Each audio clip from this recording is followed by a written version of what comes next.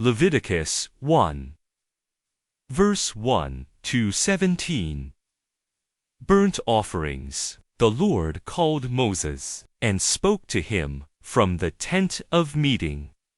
Speak to the Israelites and tell them, when any one of you brings an offering of livestock to the Lord, you shall bring your offering from the herd or from the flock. If a person's offering is a burnt offering from the herd, the offering must be a male without blemish. The individual shall bring it to the entrance of the tent of meeting to find favor with the Lord, and shall lay a hand on the head of the burnt offering, so that it may be acceptable to make atonement for the one who offers it. The bull shall then be slaughtered before the Lord, and Aaron's sons, the priests, shall offer its blood by splashing it on all the sides of the altar, which is at the entrance of the tent of meeting. Then the burnt offering shall be flayed and cut into pieces. After Aaron's sons, the priests, have put burning embers on the altar, and laid wood on them,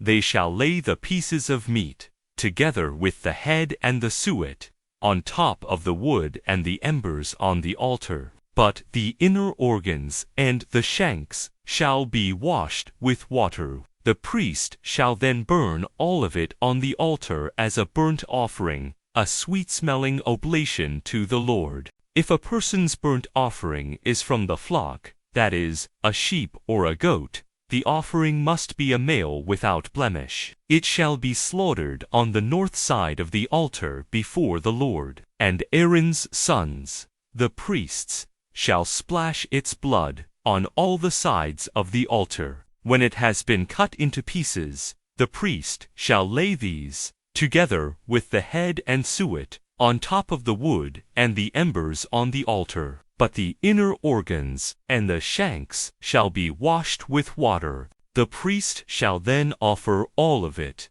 burning it on the altar. It is a burnt offering, a sweet-smelling oblation to the Lord. If a person offers a bird as a burnt offering to the Lord, the offering brought must be a turtle dove or a pigeon. Having brought it to the altar, the priest shall wring its head off and burn it on the altar. The blood shall be drained out against the side of the altar. He shall remove its chrism by means of its feathers, and throw it on the ash heap at the east side of the altar. Then, having torn the bird open by its wings, without separating the halves, the priest shall burn it on the altar, on the wood and the embers. It is a burnt offering, a sweet-smelling oblation to the Lord. Leviticus 2. Verse 1 to 16. Grain offerings. When anyone brings a grain offering to the Lord, the offering must consist of bran flour. The offerer shall pour oil on it, and put frankincense over it, and bring it to Aaron's sons, the priests. A priest shall take a handful of the bran flour and oil, together with all the frankincense, and shall burn it on the altar as a token of the offering, a sweet-smelling oblation to the Lord. The rest of the grain offering belongs to Aaron and his sons, a most holy portion from the oblations to the Lord. When you offer a grain offering baked in an oven, it must be in the form of unleavened cakes made of bran flour mixed with oil, or of unleavened wafers spread with oil. If your offering is a grain offering that is fried on a griddle, it must be of bran flour mixed with oil and unleavened. Break it into pieces and pour oil over it. It is a grain offering. If your offering is a grain offering that is prepared in a pan, it must be made of bran flour fried in oil. A grain offering that is made in any of these ways you shall bring to the Lord. It shall be presented to the priest, who shall take it to the altar. The priest shall then remove from the grain offering a token and burn it on the altar as a sweet-smelling oblation to the Lord. The rest of the grain offering belongs to Aaron and his sons, a most holy portion from the oblations to the Lord. Every grain offering that you present to the Lord shall be unleavened, for you shall not burn any leaven or honey as an oblation to the Lord. Such you may present to the Lord in the offering of the first produce that is processed, but they are not to be placed on the altar for a pleasing odor. You shall season all your grain offerings with salt. Do not let the salt of the covenant with your God be lacking from your grain offering. On every offering you shall offer salt. If you offer a grain offering of first-ripe fruits to the Lord, you shall offer it in the form of fresh early grain, roasted by fire and crushed as a grain offering of your first-ripe fruits. You shall put oil on it, and set frankincense on it. It is a grain offering. The priest shall then burn some of the groats and oil, together with all the frankincense, as a token of the offering, an oblation to the Lord. Leviticus 3, verse 1-17. Communion sacrifices. If a person's offering is a communion sacrifice, if it is brought from the herd, be it a male or a female animal, it must be presented without blemish before the Lord. The one offering it shall lay a hand on the head of the offering. It shall then be slaughtered at the entrance of the tent of meeting. Aaron's sons, the priests, shall splash its blood on all the sides of the altar. From the communion sacrifice, the individual shall offer as an oblation to the Lord the fat that covers the inner organs, and all the fat that adheres to them, as well as the 2 kidneys, with the fat on them near the loins, and the lobe of the liver, which is removed with the kidneys. Aaron's sons shall burn this on the altar with the burnt offering that is on the wood and the embers, as a sweet-smelling oblation to the Lord. If the communion sacrifice one offers to the Lord is from the flock, be it a male or a female animal, it must be presented without blemish. If one presents a lamb as an offering, that person shall bring it before the Lord, and after laying a hand on the head of the offering, it shall then be slaughtered before the tent of meeting. Aaron's sons shall splash its blood on all the sides of the altar. From the communion sacrifice, the individual shall present as an oblation to the Lord its fat, the whole fatty tail, which is removed close to the spine, the fat that covers the inner organs, and all the fat that adheres to them, as well as the 2 kidneys, with the fat on them near the loins, and the lobe of the liver, which is removed with the kidneys. The priest shall burn this on the altar as food and oblation to the Lord. If a person's offering is a goat, the individual shall bring it before the Lord, and after laying a hand on its head, it shall then be slaughtered before the tent of meeting. Aaron's sons shall splash its blood on all the sides of the altar. From this, the one sacrificing shall present an offering as an oblation to the Lord, the fat that covers the inner organs, and all the fat that adheres to them, as well as the 2 kidneys, with the fat on them near the loins, and the lobe of the liver, which is removed with the kidneys. The priest shall burn these on the altar as food, a sweet-smelling oblation. All the fat belongs to the Lord. This shall be a perpetual ordinance for your descendants, wherever they may dwell. You shall not eat any fat or any blood. Leviticus 4, verse 1-35. Purification offerings. The Lord said to Moses, "Tell the Israelites, when a person inadvertently does wrong by violating any one of the Lord's prohibitions, for the anointed priest. If it is the anointed priest who thus does wrong and thereby makes the people guilty, he shall offer to the Lord an unblemished bull of the herd as a purification offering for the wrong he committed, bringing the bull to the entrance of the tent of meeting before the Lord. He shall lay his hand on its head and slaughter it before the Lord.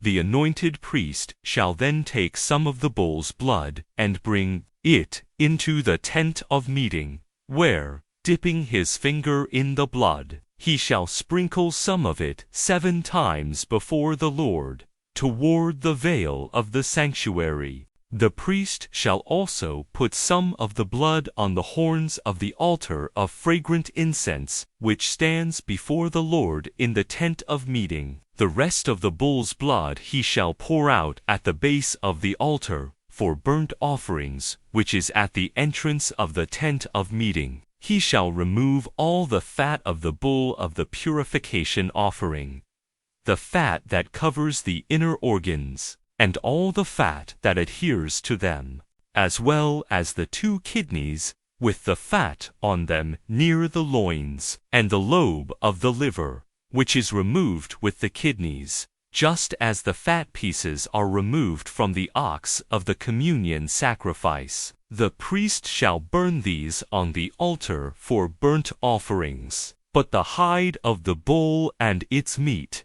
with its head, shanks, inner organs, and dung, that is, the whole bull, shall be brought outside the camp to a clean place where the ashes are deposited, and there be burned in a wood fire at the place of the ash heap. There it must be burned for the community. If the whole community of Israel errs inadvertently, and without even being aware of it, violates any of the Lord's prohibitions, and thus are guilty, when the wrong that was committed becomes known, the community shall offer a bull of the herd as a purification offering. They shall bring it before the tent of meeting. The elders of the community shall lay their hands on the bull's head before the Lord.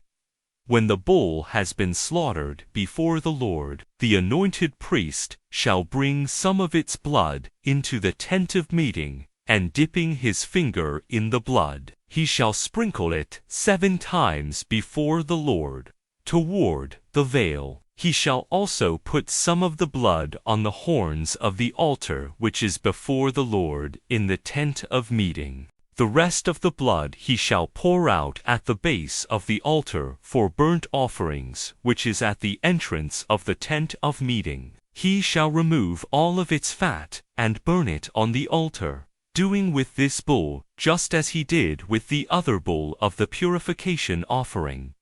He will do the same thing. Thus, the priest shall make atonement on their behalf, that they may be forgiven. This bull shall also be brought outside the camp and burned, just as the first bull. It is a purification offering for the assembly.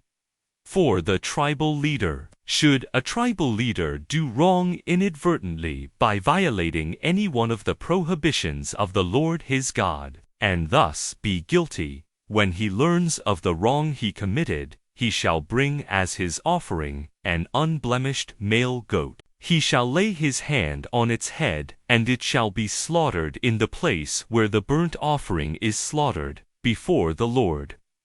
It is a purification offering. The priest shall then take some of the blood of the purification offering on his finger, and put it on the horns of the altar for burnt offerings. The rest of the blood he shall pour out at the base of the altar. All of its fat he shall burn on the altar like the fat of the communion sacrifice. Thus the priest shall make atonement on the tribal leader's behalf for his wrong, that he may be forgiven. For the general populace, if any one of the general populace does wrong inadvertently by violating one of the Lord's prohibitions, and thus is guilty, upon learning of the wrong committed, that person shall bring an unblemished she-goat as the offering for the wrong committed. The The wrongdoer shall lay a hand on the head of the purification offering, and the purification offering shall be slaughtered at the place of the burnt offerings. The priest shall then take some of its blood on his finger, and put it on the horns of the altar for burnt offerings. The rest of the blood he shall pour out at the base of the altar. He shall remove all the fat, just as the fat is removed from the communion sacrifice. The priest shall burn it on the altar for a sweet odor to the Lord. Thus the priest shall make atonement, so that the individual may be forgiven. If, however, a person brings a lamb as a purification offering, that person shall bring an unblemished female, and lay a hand on its head. It shall be slaughtered as a purification offering in the place where the burnt offering is slaughtered. The priest shall then take some of the blood of the purification offering on his finger, and put it on the horns of the altar for burnt offerings. The rest of the blood he shall pour out at the base of the altar. He shall remove all its fat, just as the fat is removed from the lamb of the communion sacrifice. The priest shall burn these on the altar with the other oblations for the Lord.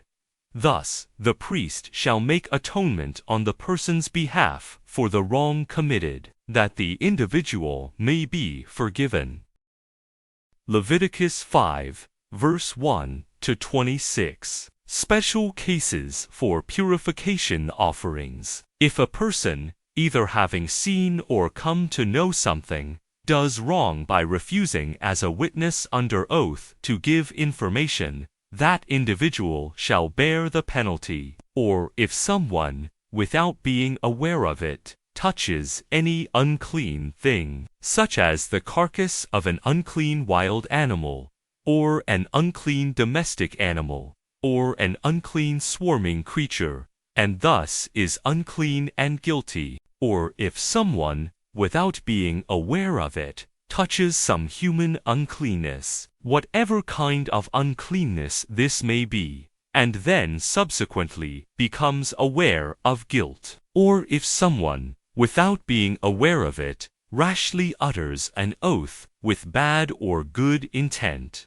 whatever kind of oath this may be, and then subsequently becomes aware of guilt in regard to any of these matters. When someone is guilty in regard to any of these matters, that person shall confess the wrong committed, and make reparation to the Lord for the wrong committed.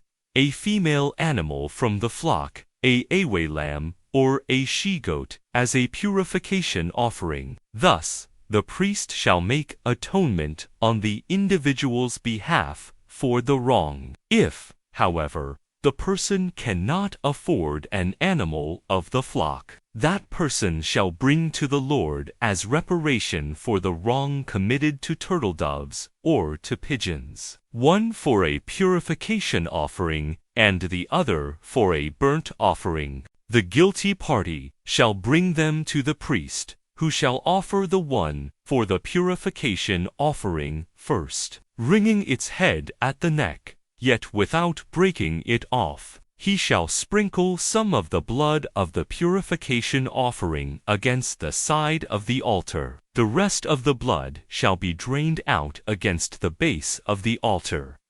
It is a purification offering. The other bird he shall offer as a burnt offering according to procedure.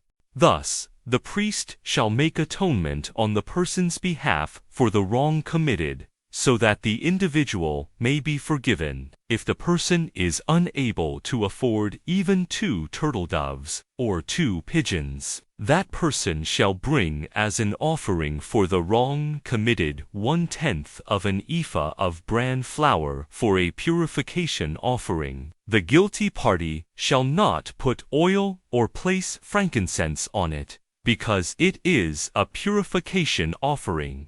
The individual shall bring it to the priest, who shall take a handful as a token of the offering and burn it on the altar with the other oblations for the Lord. It is a purification offering. Thus the priest shall make atonement on the person's behalf for the wrong committed in any of the above cases, so that the individual may be forgiven. The rest of the offering, like the grain offering, shall belong to the priest. Reparation offerings. The Lord said to Moses, when a person commits sacrilege by inadvertently misusing any of the Lord's sacred objects, the wrongdoer shall bring to the Lord as reparation an unblemished ram from the flock, at the established value in silver shekels, according to the sanctuary shekel, as a reparation offering. The wrongdoer shall also restore what has been misused of the sacred objects, adding a fifth of its value, and give this to the priest. Thus, the priest shall make atonement for the person with the ram of the reparation offering, so that the individual may be forgiven. If someone does wrong and violates one of the Lord's prohibitions without realizing it, that person is guilty and shall bear the penalty. The individual shall bring to the priest an unblemished ram of the flock, at the established value, for a reparation offering. The priest shall then make atonement on the offerer's behalf for the error, inadvertently and unknowingly committed, so that the individual may be forgiven.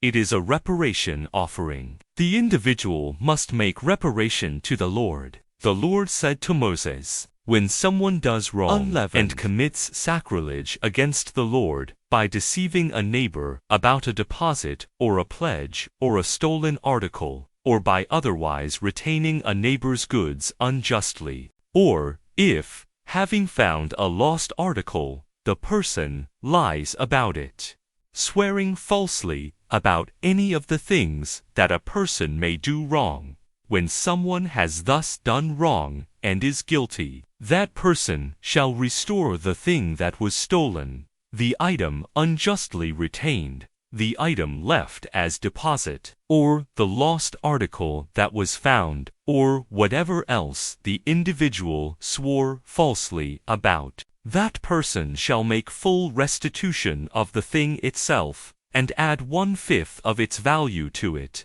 giving it to its owner at the time of reparation. Then that person shall bring to the priest as reparation to the Lord an unblemished ram of the flock, at the established value, as a reparation offering. The priest shall make atonement on the person's behalf before the Lord, so that the individual may be forgiven for whatever was done to incur guilt. Leviticus 6, verse 1-23, the daily burnt offering. The Lord said to Moses, give Aaron and his sons the following command. This is the ritual for the burnt offering. The burnt offering, that is to remain on the hearth of the altar all night until the next morning, while the fire is kept burning on the altar. The priest, clothed in his linen robe and wearing linen pants underneath, shall take away the ashes to which the fire has reduced the burnt offering on the altar, and lay them at the side of the altar. Then, having taken off these garments and put on other garments, he shall carry the ashes to a clean place outside the camp. The fire on the altar is to be kept burning. It must not go out. Every morning the priest shall put firewood on it. On this he shall lay out the burnt offering and burn the fat of the communion offering. The fire is to be kept burning continuously on the altar. It must not go out. The grain offering. This is the ritual of the grain offering. Aaron's sons shall offer it before the Lord, in front of the altar. A priest shall then take from the grain offering a handful of bran flour and oil, together with all the frankincense that is on it, and this he shall burn on the altar as a token of the offering, a sweet aroma to the Lord. The rest of it Aaron and his sons may eat, but it must be eaten unleavened in a sacred place. In the court of the tent of meeting they shall eat it. It shall not be baked with leaven. I have given it to them as their portion from the oblations for the Lord. It is most holy, like the purification offering and the reparation offering. Every male of Aaron's descendants may eat of it perpetually throughout your generations as their rightful due from the oblations for the Lord. Whatever touches the oblations becomes holy. High priest's daily grain offering. The Lord said to Moses, "This is the offering that Aaron and his sons shall present to the Lord on the day he is anointed, 1/10 of an ephah of bran flour for the regular grain offering, half of it in the morning and half of it in the evening. You shall bring it well kneaded and fried in oil on a griddle. Having broken the offering into pieces, you shall present it as a sweet aroma to the Lord. The anointed priest, descended from Aaron who succeeds him, shall do likewise. This is the Lord's due forever. The offering shall be wholly burned. Every grain offering of a priest shall be a whole offering. It may not be eaten." Purification offerings. The Lord said to Moses, "Tell Aaron and his sons, this is the ritual for the purification offering. At the place where the burnt offering is slaughtered, there also, before the Lord, shall the purification offering be slaughtered. It is most holy. The priest who offers the purification offering shall eat of it. It shall be eaten in a sacred place, in the court of the tent of meeting. Whatever touches its flesh becomes holy. If any of its blood spatters on a garment, the stained part must be washed in a sacred place. A clay vessel in which it has been boiled shall be broken. If it is boiled in a copper vessel, this shall be scoured afterward and rinsed with water. Every male of the priestly line may eat it. It is most holy, but no purification offering, of which some blood has been brought into the tent of meeting to make atonement in the sanctuary, shall be eaten. It must be burned with fire." Leviticus 7, verse 1-38. Reparation offerings. This is the ritual for the reparation offering. It is most holy. At the place where the burnt offering is slaughtered, the reparation offering shall also be slaughtered. Its blood shall be splashed on all the sides of the altar. All of its fat shall be offered. The fatty tail, the fat that covers the inner organs, and all the fat that adheres to them, as well as the 2 kidneys with the fat on them near the loins, and the lobe of the liver, which is removed with the kidneys. The priest shall burn these on the altar as an oblation to the Lord.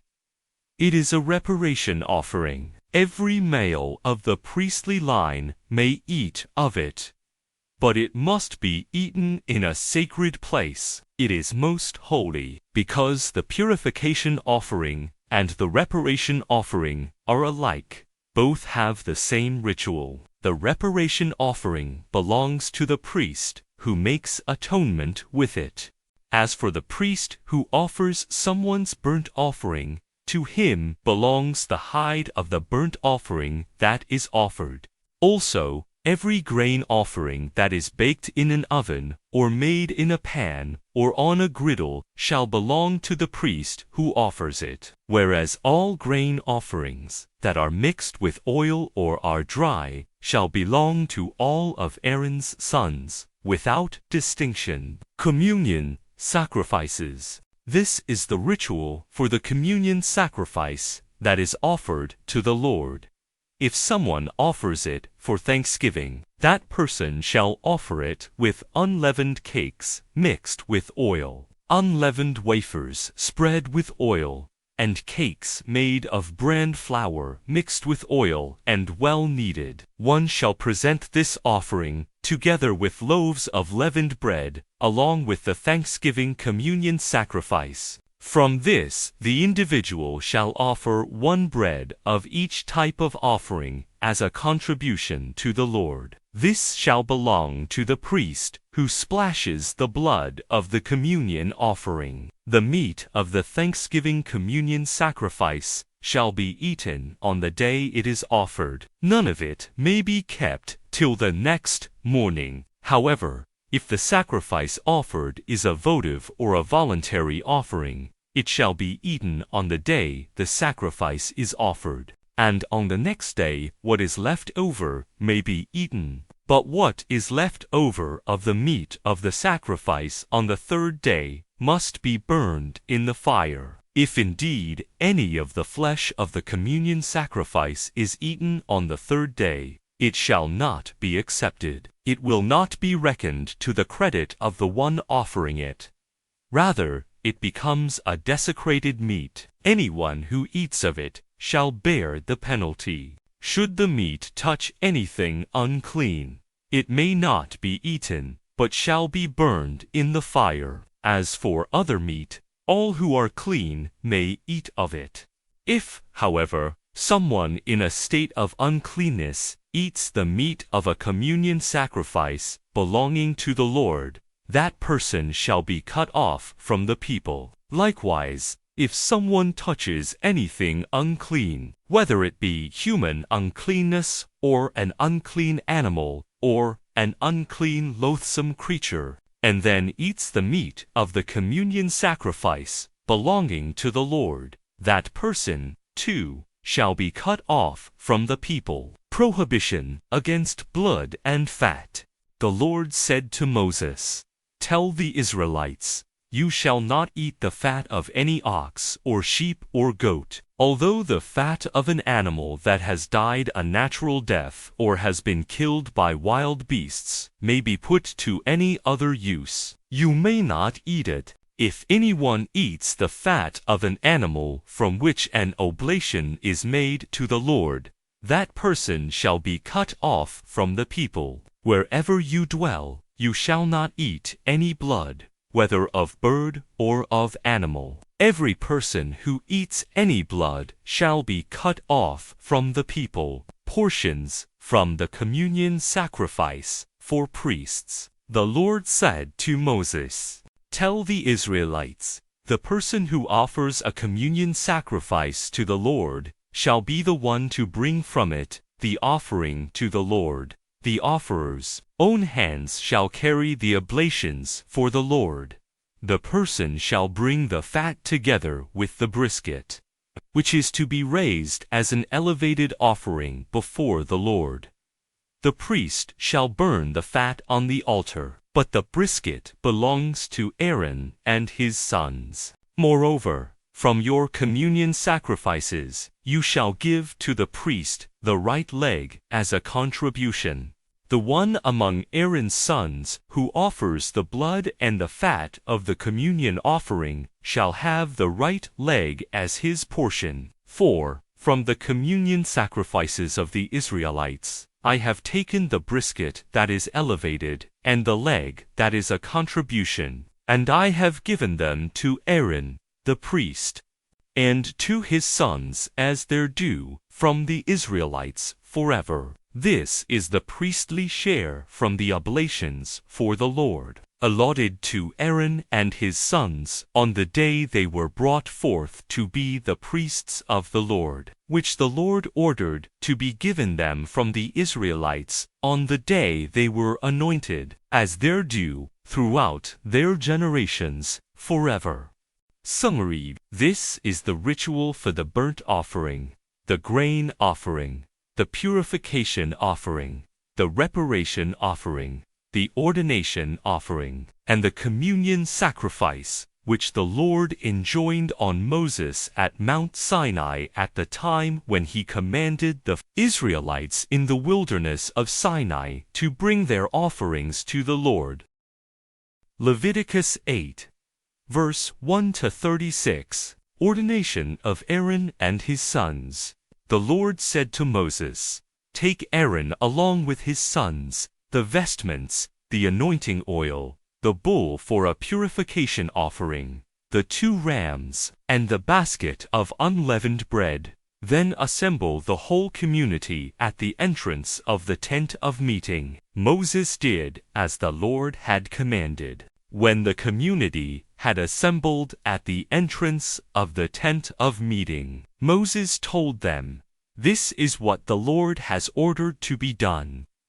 Bringing forward Aaron and his sons, Moses first washed them with water. Then he put the tunic on Aaron, girded him with the sash, clothed him with the robe, placed the ephod on him, and girded him with the ephod's embroidered belt, fastening the ephod on him with it. He then set the breastpiece on him, putting the Urim and Thummim in it.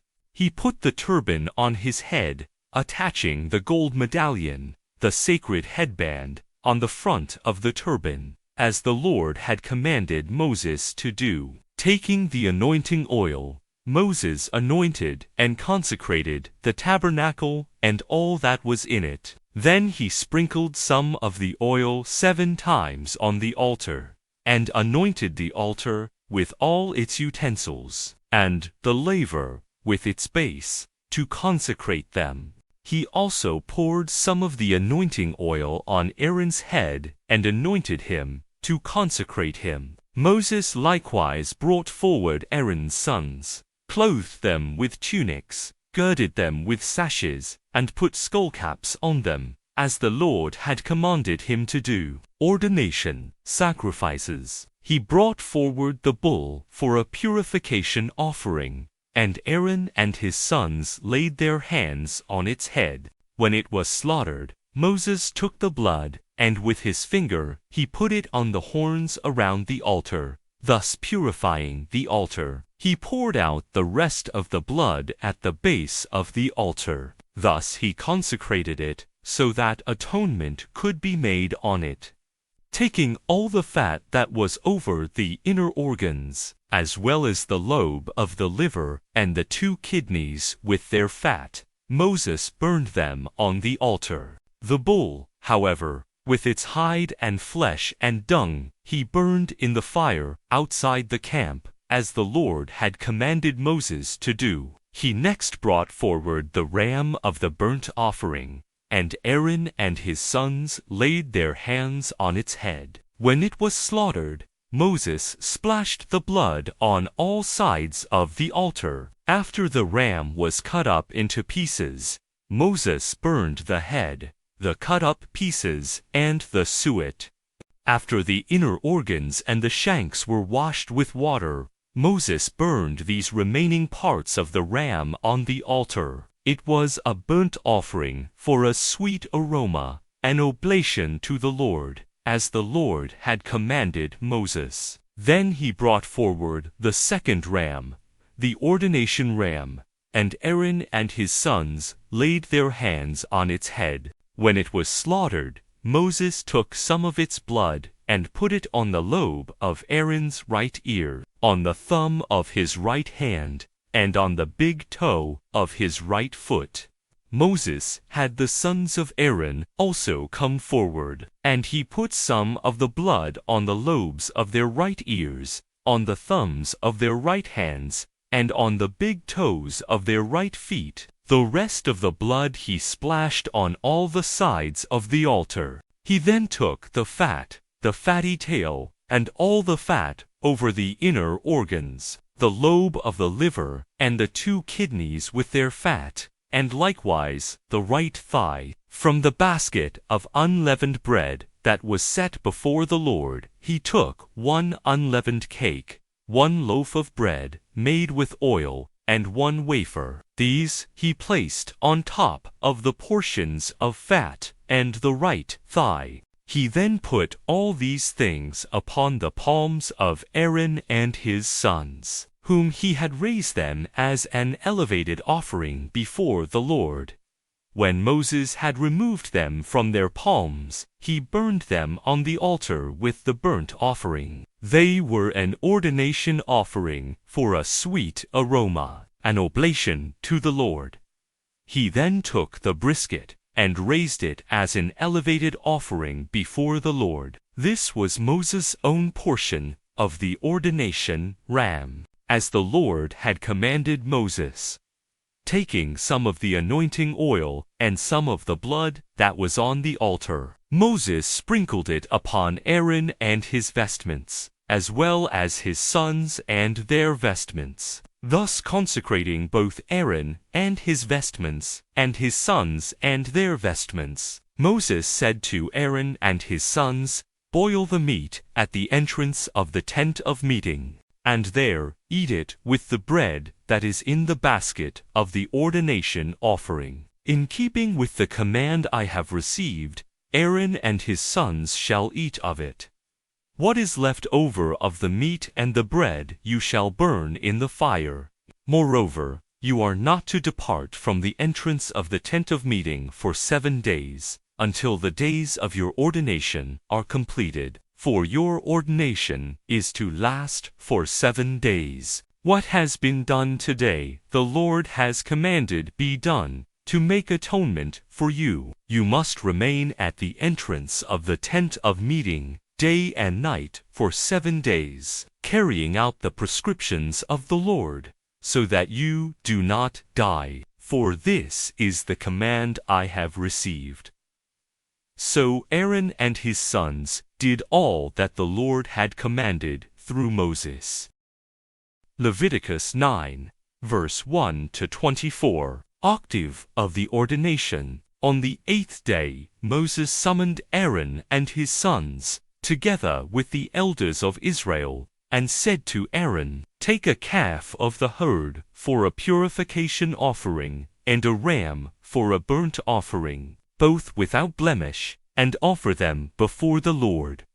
Tell the Israelites, too, take a he-goat for a purification offering, a calf and a lamb, both unblemished yearlings, for a burnt offering, and an ox and a ram for a communion sacrifice, to sacrifice before the Lord, along with a grain offering mixed with oil. For today the Lord will appear to you."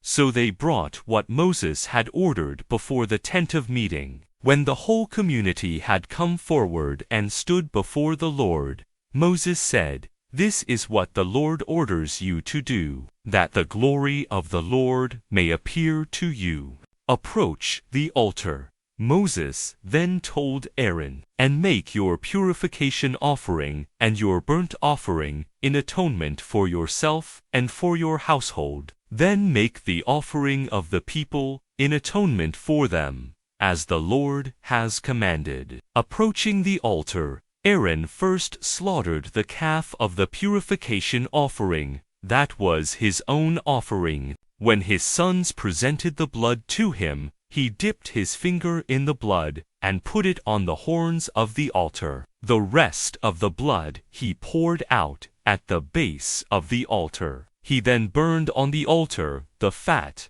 the kidneys, and the lobe of the liver from the purification offering, as the Lord had commanded Moses. But the flesh and the hide he burned in the fire outside the camp. Then Aaron slaughtered the burnt offering. When his sons brought him the blood, he splashed it on all sides of the altar. They then brought him the pieces and the head of the burnt offering, and he burned them on the altar, having washed the inner organs and the shanks. He burned these also with the burnt offering on the altar. Then he had the people's offering brought. Taking the goat that was for the people's purification offering, he slaughtered it and offered it as a purification offering as before. Then he brought forward the burnt offering and offered it according to procedure. He then presented the grain offering. Taking a handful of it, he burned it on the altar, in addition to the morning burnt offering. Finally, he slaughtered the ox and the ram, the communion sacrifice of the people. When his sons brought him the blood, Aaron splashed it on all sides of the altar. the portions of fat from the ox and from the ram, the fatty tail, the covering fat, the kidneys, and the lobe of the liver they placed on top of the briskets. Aaron burned the fat pieces on the altar, but the briskets and the right thigh he raised as an elevated offering before the Lord, as the Lord had commanded Moses. Revelation of the Lord's glory. Aaron then raised his hands over the people and blessed them. When he came down from offering the purification offering, the burnt offering, and the communion offering, Moses and Aaron went into the tent of meeting. On coming out, they blessed the people. Then the glory of the Lord appeared to all the people. Fire came forth from the Lord's presence, and consumed the burnt offering and the fat on the altar. Seeing this, all the people shouted with joy, and fell prostrate. Leviticus 10, verse 1 to 20. Nadab and Abihu, Aaron's sons, Nadab and Abihu, took their censers, and, putting incense on the fire they had set in them, they offered before the Lord unauthorized fire, such as he had not commanded. Fire therefore came forth from the Lord's presence, and consumed them, so that they died in the Lord's presence. Moses then said to Aaron, "This is as the Lord said, through those near to me I will be sanctified. In the sight of all the people I will obtain glory." But Aaron said nothing. Then Moses summoned Mishael and Elsaphan, the sons of Aaron's uncle, Uzziel, with the order, "Come, carry your kinsmen from before the sanctuary to a place outside the camp." So they drew near, and carried them by means of their tunics outside the camp, as Moses had commanded. Conduct of the priests. Moses said to Aaron and his sons Eleazar and Ithamar, "Do not dishevel your hair or tear your garments, lest you die and bring God's wrath also on the whole community, while your kindred, the rest of the house of Israel, may mourn for those whom the Lord's fire has burned up. You shall not go beyond the entrance of the tent of meeting, else you shall die, for the anointing oil of the Lord is upon you." So they did as Moses told them. The Lord said to Aaron, "When you are to go to the tent of meeting, you and your sons are forbidden, by a perpetual statute throughout your generations, to drink any wine or strong drink, lest you die. You must be able to distinguish between what is sacred and what is profane, and between what is clean and what is unclean, and you must be able to teach the Israelites all the statutes that the Lord has given them through Moses." The eating of the priestly portions. Moses said to Aaron and his surviving sons, Eleazar and Ithamar, "Take the grain offering left over from the oblations to the Lord, and eat it beside the altar, in the form of unleavened cakes, since it is most holy. You must eat it in a sacred place, because it is your and your sons' due from the oblations to the Lord. Such is the command I have received. The brisket of the elevated offering, and the leg of the contribution, however, you and your sons and daughters may eat in a clean place, for these have been assigned to you and your children as your due from the communion sacrifices of the Israelites. The leg of the contribution and the brisket of the elevated offering shall be brought in with the oblations of fat, to be raised as an elevated offering before the Lord. They shall belong to you and your children, as your due forever, as the Lord has commanded. Moses inquired closely about the goat of the purification offering, and discovered that it had all been burned. So he was angry with the surviving sons of Aaron, Eleazar, and Ithamar, and said, "Why did you not eat the purification offering in the sacred place, since it is most holy?" It has been given to you, that you might remove the guilt of the community and make atonement for them before the Lord. Since its blood was not brought inside the sanctuary, you should certainly have eaten the offering in the sanctuary, as I was commanded. Aaron answered Moses, even though they presented their purification offering and burnt offering before the Lord today, still this misfortune has befallen me. Had I then eaten of the purification offering today, would it have been pleasing to the Lord? On hearing this, Moses was satisfied. Leviticus 11. Verse 1 to 47. Clean and unclean meats. The Lord said to Moses and Aaron, "Speak to the Israelites and tell them, of all land animals, these are the ones you may eat. Any animal that has hoofs you may eat, provided it is cloven-footed and chews the cud, but you shall not eat any of the following from among those that only chew the cud, or only have hoofs: the camel, which indeed chews the cud, but does not have hoofs, and is therefore unclean for you; the rock hyrax, which indeed chews the cud, but does not have hoofs, and is therefore unclean for you; the hare, which indeed chews the cud, but does not have hoofs, and is therefore unclean for you; and the pig, which does indeed have hoofs, and is cloven-footed, but does not chew the cud, and is therefore unclean for you. You shall not eat their meat, and you shall not touch their carcasses. They are unclean for you. Of the various creatures that live in the water, you may eat the following: whatever, in the seas or in river waters, that has both fins and scales, you may eat. But of the creatures that swarm in the water, or of animals that otherwise live in the water, whether in the sea or in the rivers, all those that lack either fins or scales are loathsome for you, and shall always be loathsome to you. Their meat you shall not eat, and their carcasses you shall loathe. Every water creature that lacks fins or scales is loathsome for you.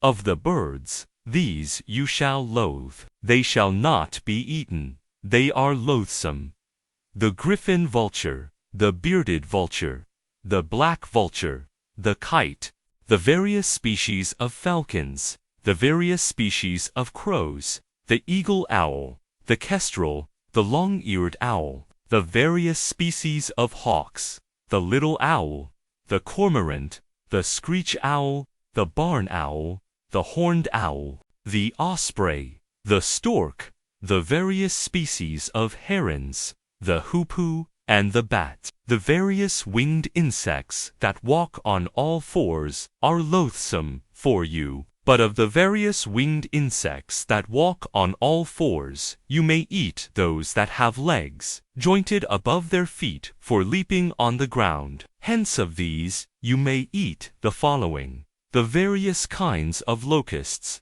the various kinds of bald locusts, the various kinds of crickets, and the various kinds of grasshoppers. All other winged insects that have 4 legs are loathsome for you. You become unclean by the following: anyone who touches their carcasses shall be unclean until evening, and anyone who carries any part of their carcasses shall wash his garments and be unclean until evening. By all hoofed animals that are not cloven-footed or do not chew the cud, they are unclean for you. Anyone who touches them becomes unclean. Also, by the various quadrupeds that walk on paws, they are unclean for you. Anyone who touches their carcasses shall be unclean until evening, and anyone who carries their carcasses shall wash his garments and be unclean until evening. They are unclean for you.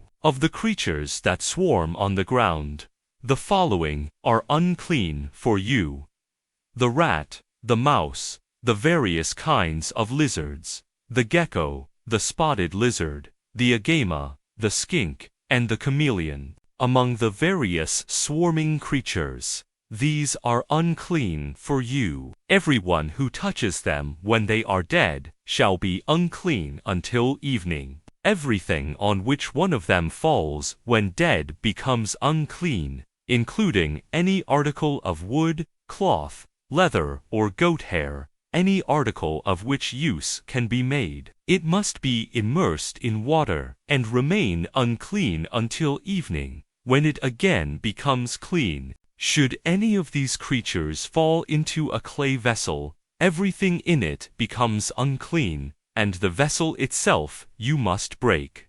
Any food that can be eaten which makes contact with water, and any liquid that may be drunk in any such vessel become unclean. Any object on which any part of their carcasses falls becomes unclean. If it is an oven or stove, this must be broken to pieces. They are unclean, and shall always be unclean to you. However, a spring or a cistern for collecting water remains clean. But whoever touches such an animal's carcass becomes unclean. If any part of their carcasses falls on any sort of grain that is to be sown, it remains clean. But if the grain has become moistened, it becomes unclean to you when any part of their carcasses falls on it. When one of the animals that you could otherwise eat dies of itself, anyone who touches its carcass shall be unclean until evening. And anyone who eats any part of its carcass shall wash his garments and be unclean until evening. So also, anyone who carries its carcass shall wash his garments and be unclean until evening. All the creatures that swarm on the ground are loathsome, and shall not be eaten. Whether it crawls on its belly, goes on all fours, or has many legs, any creature that swarms on the earth, you shall not eat them. They are loathsome. Do not make yourselves loathsome by any swarming creature, nor defile yourselves with them, and so become unclean by them. For I, the Lord, am your God. You shall make and keep yourselves holy, because I am holy. You shall not make yourselves unclean, then, by any swarming creature that crawls on the ground, since I, the Lord, am the one who brought you up from the land of Egypt, that I might be your God. You shall be holy, because I am holy. This is the instruction for land animals, birds, and all the creatures that move about in the water, as well as any animal that swarms on the ground, that you may distinguish between the clean and the unclean, and between creatures that may be eaten and those that may not be eaten. Leviticus 12, verse 1-8. Uncleanness of childbirth. The Lord said to Moses, "Tell the Israelites, when a woman has a child, giving birth to a boy, she shall be unclean for 7 days, with the same uncleanness as during her menstrual period. On the 8th day, the flesh of the boy's foreskin shall be circumcised, and then she shall spend 33 days more in a state of blood purity. She shall not touch anything sacred, nor enter the sanctuary, till the days of her purification are fulfilled. If she gives birth to a girl, for 14 days she shall be as unclean as during her menstrual period, after which she shall spend 66 days in a state of blood purity. When the days of her purification for a son or for a daughter are fulfilled, she shall bring to the priest at the entrance of the tent of meeting a yearling lamb for a burnt offering, and a pigeon or a turtle dove for a purification offering. The priest shall offer them before the Lord to make atonement for her, and thus she will be clean again after her flow of blood. Such is the ritual for the woman who gives birth to a child, male or female. If, however, she cannot afford a lamb, she may take 2 turtle doves, or 2 pigeons, the one for a burnt offering, and the other for a purification offering. The priest shall make atonement for her, and thus she will again be clean. Leviticus 13, verse 1-59. Scaly infection. The Lord said to Moses and Aaron, when someone has on the skin a mark, lesion, or blotch, which appears to develop into a scaly infection, the person shall be brought to Aaron, the priest, or to one of the priests among his sons. If the priest, upon examination of the skin's infection, finds that the hair on the infection has turned white, and the infection itself appears to be deeper than the skin, it is indeed a scaly infection. The priest, on seeing this, shall declare the person unclean. If, however, the blotch on the skin is white, but does not seem to be deeper than the skin, nor has the hair turned white, the priest shall quarantine the afflicted person for 7 days. Should the priest, upon examination, on the 7th day, find that the infection has remained unchanged in color, and has not spread on the skin, the priest shall quarantine the person for another 7 days. Should the priest, upon examination again, on the 7th day, find that the infection is now faded, and has not spread on the skin, the priest shall declare the person clean. It was merely a scab. The person shall wash his garments, and so become clean. But if, after the person was examined by the priest and declared clean, the scab spreads at all on the skin, the person shall once more be examined by the priest. Should the priest, upon examination, find that the scab has indeed spread on the skin, he shall declare the person unclean. It is a scaly infection. When someone is afflicted with a scaly infection, that person shall be brought to the priest. Should the priest, upon examination, find that there is a white mark on the skin which has turned the hair white, and that there is raw flesh in it, it is a chronic scaly infection on the skin. The priest shall declare the person unclean without quarantine, since the individual is certainly unclean. If the scaly infection breaks out on the skin, and, as far as the priest can see, covers all the skin of the afflicted person from head to foot, should the priest then, upon examination, find that the scaly infection does cover the whole body, he shall declare the afflicted person clean. Since the person has turned completely white, that individual is clean. But as soon as raw flesh appears, the individual is unclean. On observing the raw flesh, the priest shall declare the person unclean, because raw flesh is unclean. It is a scaly infection. If, however, the raw flesh again turns white, the person shall return to the priest. Should the latter, upon examination, find that the infection has indeed turned white, he shall declare the afflicted person clean. The individual is clean. If a boil appeared on a person's skin which later healed, should now in the place of the boil a white mark or a reddish-white blotch develop, the person shall be examined by the priest.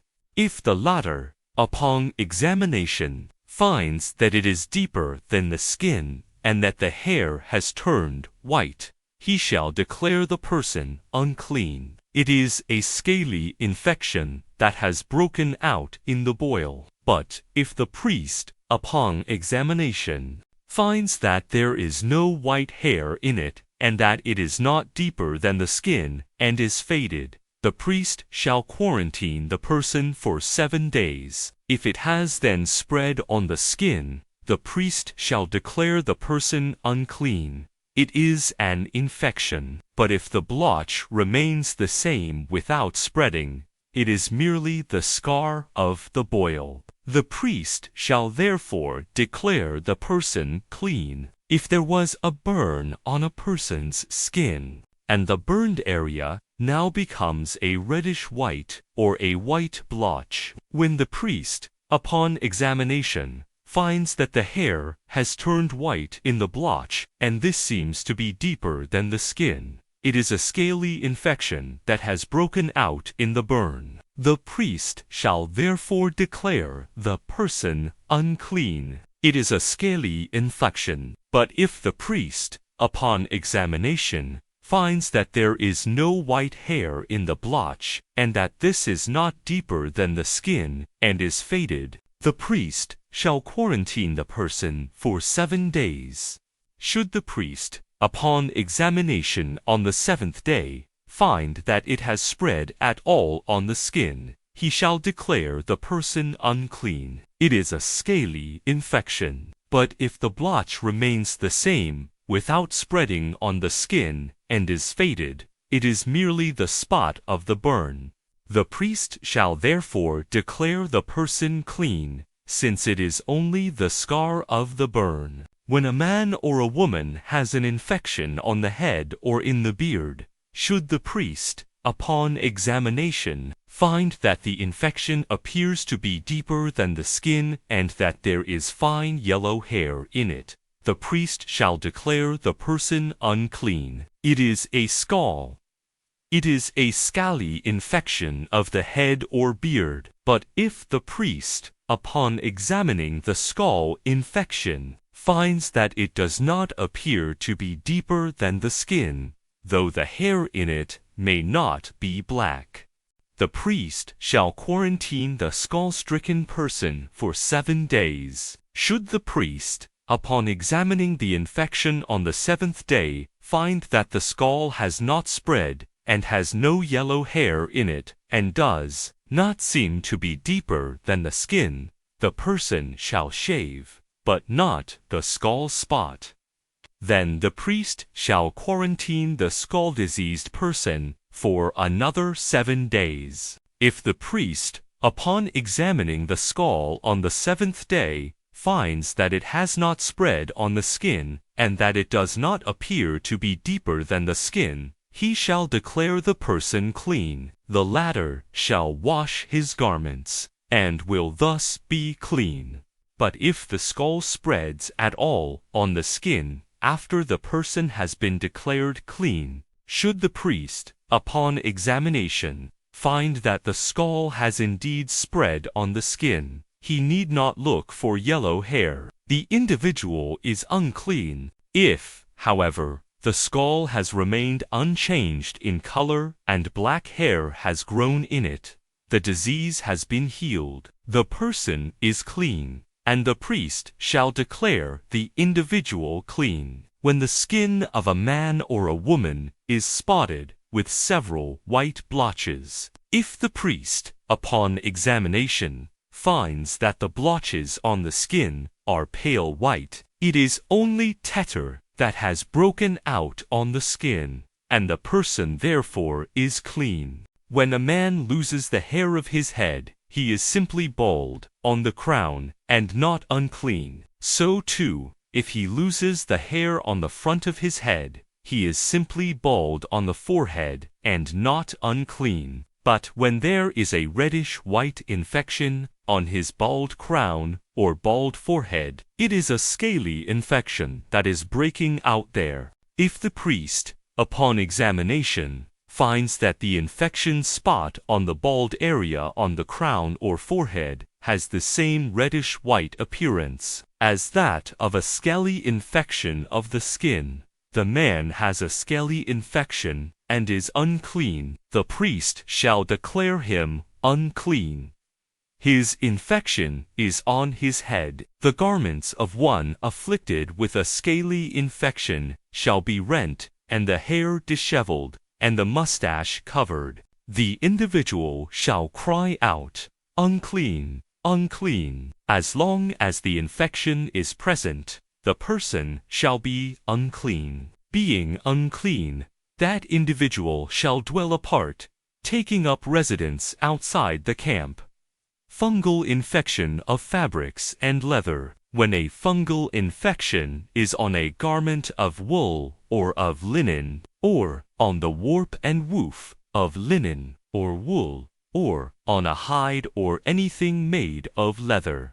If the infection on the garment or hide, or on the warp or woof, or on any leather article is greenish or reddish, the thing is indeed a fungal infection, and must be examined by the priest. Having examined the infection, the priest shall quarantine the infected article for 7 days. If the priest, upon inspecting the infection on the 7th day, finds that it has spread on the garment, or on the warp or woof, or on the leather, whatever be its use, the infection is a harmful fungus.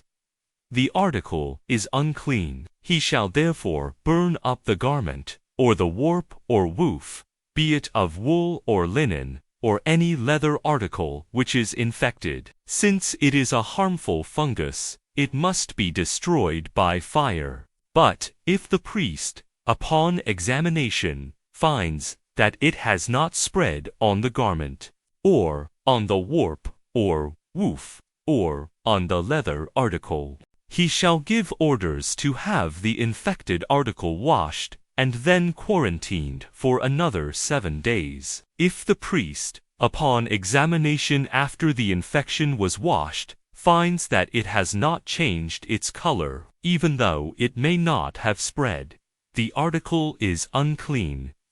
You shall burn it with fire. It is a fray, be it on its inner or outer side. But if the priest, upon examination, finds that the infection has faded after the washing, he shall cut it out of the garment, or the leather, or the warp or woof. If, however, the infection again appears on the garment, or on the warp or woof, or on the leather article, it is still virulent, and you shall burn the thing infected with fire. But if, after the washing, the infection has disappeared from the garment, or the warp, or woof, or the leather article, the thing shall be washed a 2nd time, and thus it will be clean. This is the instruction for a fungal infection on a garment of wool or linen, or on a warp or woof, or on any leather article, to determine whether it is clean or unclean. Leviticus 14. Verse 1 to 57. Purification after scaly infection. The Lord said to Moses, "This is the ritual for someone that had a scaly infection at the time of that person's purification. The individual shall be brought to the priest, who is to go outside the camp. If the priest, upon inspection, finds that the scaly infection has healed in the afflicted person, he shall order that to live clean birds, as well as some cedar wood, scarlet yarn, and hyssop be obtained for the one who is to be purified. The priest shall then order that one of the birds be slaughtered over an earthen vessel with fresh water in it. Taking the living bird with the cedar wood, the scarlet yarn, and the hyssop, the priest shall dip them, including the live bird, in the blood of the bird that was slaughtered over the fresh water, and then sprinkle 7 times on the person to be purified from the scaly infection. When he has thus purified that person, he shall let the living bird fly away over the countryside. The person being purified shall then wash his garments, shave off all hair, and bathe in water, and so become clean. After this, the person may come inside the camp, but shall still remain outside his or her tent for 7 days. On the 7th day this individual shall again shave off all hair, of the head, beard, and eyebrows. All hair must be shaved, and also wash his garments, and bathe the body in water, and so become clean. On the 8th day the individual shall take 2 unblemished male lambs, 1 unblemished yearling, away lamb, 3/10 of an ephah of bran flour, mixed with oil for a grain offering, and 1 log of oil. The priest who performs the purification ceremony shall place the person who is being purified, as well as all these offerings, before the Lord at the entrance of the tent of meeting. Taking one of the male lambs, the priest shall present it as a reparation offering, along with the log of oil, raising them as an elevated offering before the Lord.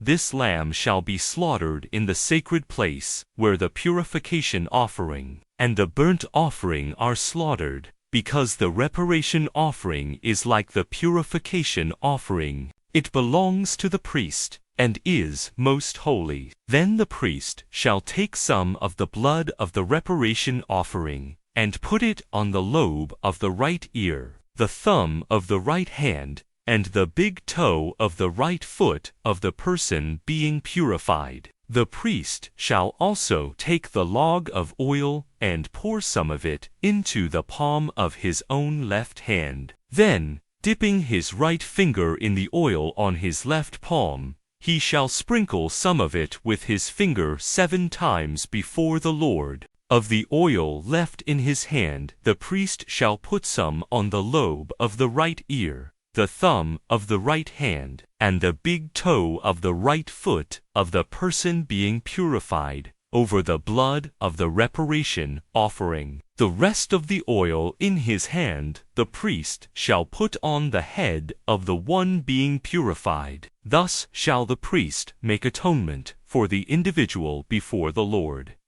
The priest shall next offer the purification offering, thus making atonement on behalf of the one being purified from the uncleanness. After this, the burnt offering shall be slaughtered. The priest shall offer the burnt offering and the grain offering on the altar before the Lord.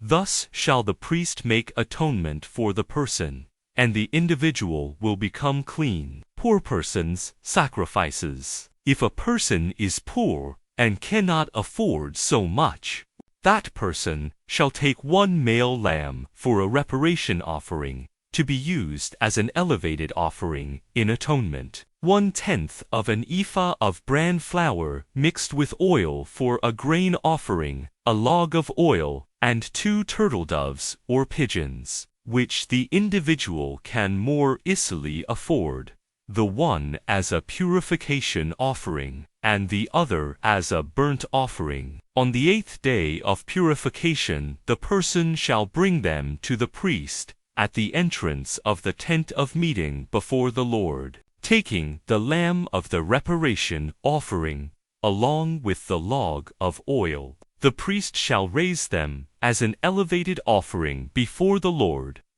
When the lamb of the reparation offering has been slaughtered, the priest shall take some of its blood, and put it on the lobe of the right ear, on the thumb of the right hand, and on the big toe of the right foot of the person being purified. The priest shall then pour some of the oil into the palm of his own left hand, and with his right finger sprinkle some of the oil in his left palm 7 times, before the Lord. Some of the oil in his hand the priest shall also put on the lobe of the right ear, the thumb of the right hand, and the big toe of the right foot of the person being purified, where he had sprinkled the blood of the reparation offering. The rest of the oil in his hand the priest shall put on the head of the one being purified. Thus shall he make atonement for the individual before the Lord. Then, of the turtle doves or pigeons, such as the person can afford, the priest shall offer one as a purification offering, and the other as a burnt offering, along with the grain offering. Thus shall the priest make atonement before the Lord for the person who is being purified. This is the ritual for one afflicted with a scaly infection, who has insufficient means for purification.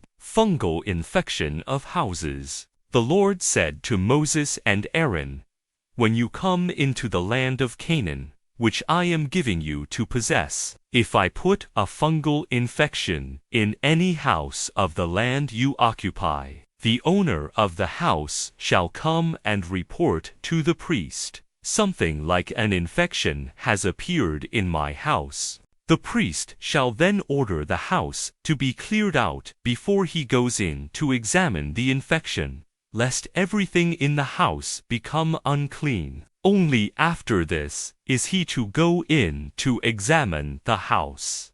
If the priest, upon inspection, finds that the infection on the walls of the house consists of greenish or reddish spots which seem to go deeper than the surface of the wall, he shall go out of the house to the doorway and quarantine the house for 7 days. On the 7th day the priest shall return. If, upon inspection, he finds that the infection has spread on the walls, he shall order the infected stones to be pulled out and cast in an unclean place outside the city. The whole inside of the house shall then be scraped, and the mortar that has been scraped off shall be dumped in an unclean place outside the city. Then other stones shall be brought and put in the place of the old stones, and new mortar obtained and plastered on the house. If the infection breaks out once more in the house after the stones have been pulled out and the house has been scraped and replastered,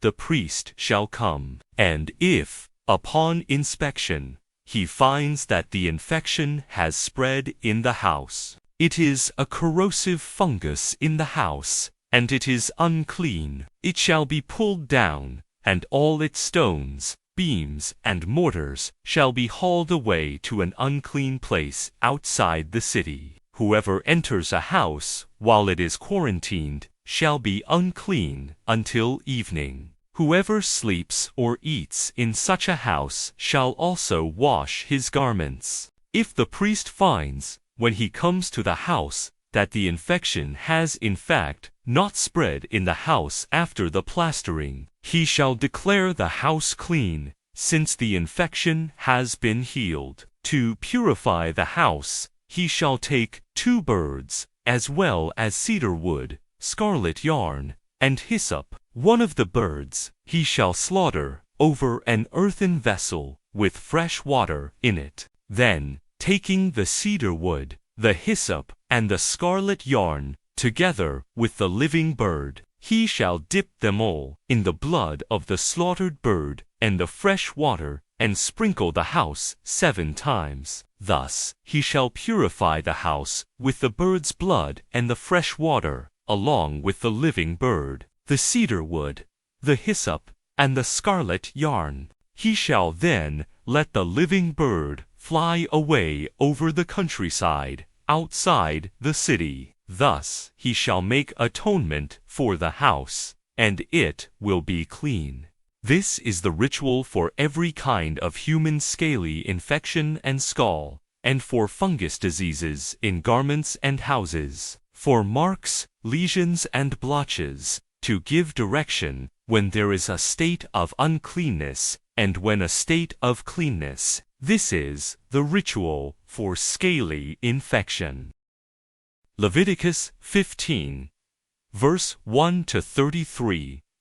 Sexual uncleanness. The Lord said to Moses and Aaron, "Speak to the Israelites and tell them, when any man has a genital discharge, he is thereby unclean. Such is his uncleanness from this discharge, whether his body drains freely with the discharge or is blocked up from the discharge. His uncleanness is on him all the days that his body discharges or is blocked up from his discharge. This is his uncleanness. Any bed on which the man with the discharge lies is unclean, and any article on which he sits is unclean. Anyone who touches his bed shall wash his garments, bathe in water, and be unclean until evening. Whoever sits on an article on which the man with the discharge was sitting shall wash his garments, bathe in water, and be unclean until evening.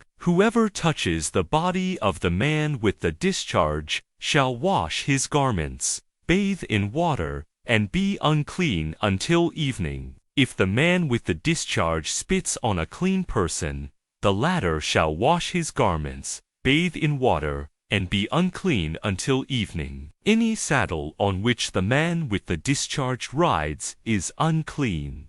Whoever touches anything that was under him shall be unclean until evening. Whoever carries any such thing shall wash his garments, bathe in water, and be unclean until evening. Anyone whom the man with the discharge touches with his unrinsed hands shall wash his garments, bathe in water, and be unclean until evening. Earthenware touched by the man with the discharge shall be broken, and every wooden article shall be rinsed with water. When a man with a discharge becomes clean of his discharge, he shall count 7 days for his purification. Then he shall wash his garments and bathe his body in fresh water, and so he will be clean. On the 8th day he shall take 2 turtle-doves or 2 pigeons, and going before the Lord to the entrance of the tent of meeting, he shall give them to the priest, who shall offer them up, the one as a purification offering, and the other as a burnt offering. Thus shall the priest make atonement before the Lord for the man because of his discharge. When a man has an emission of semen, he shall bathe his whole body in water and be unclean until evening. Any piece of cloth or leather with semen on it shall be washed with water and be unclean until evening. If a man has sexual relations with a woman, they shall both bathe in water and be unclean until evening. When a woman has a flow of blood from her body, she shall be in a state of menstrual uncleanness for 7 days. Anyone who touches her shall be unclean until evening. Anything on which she lies or sits during her menstrual period shall be unclean. Anyone who touches her bed shall wash his garments, bathe in water, and be unclean until evening. Whoever touches any article on which she was sitting shall wash his garments, bathe in water, and be unclean until evening. Whether an object is on the bed or on something she sat upon, when the person touches it, that person shall be unclean until evening. If a man lies with her, he contracts her menstrual uncleanness, and shall be unclean for 7 days.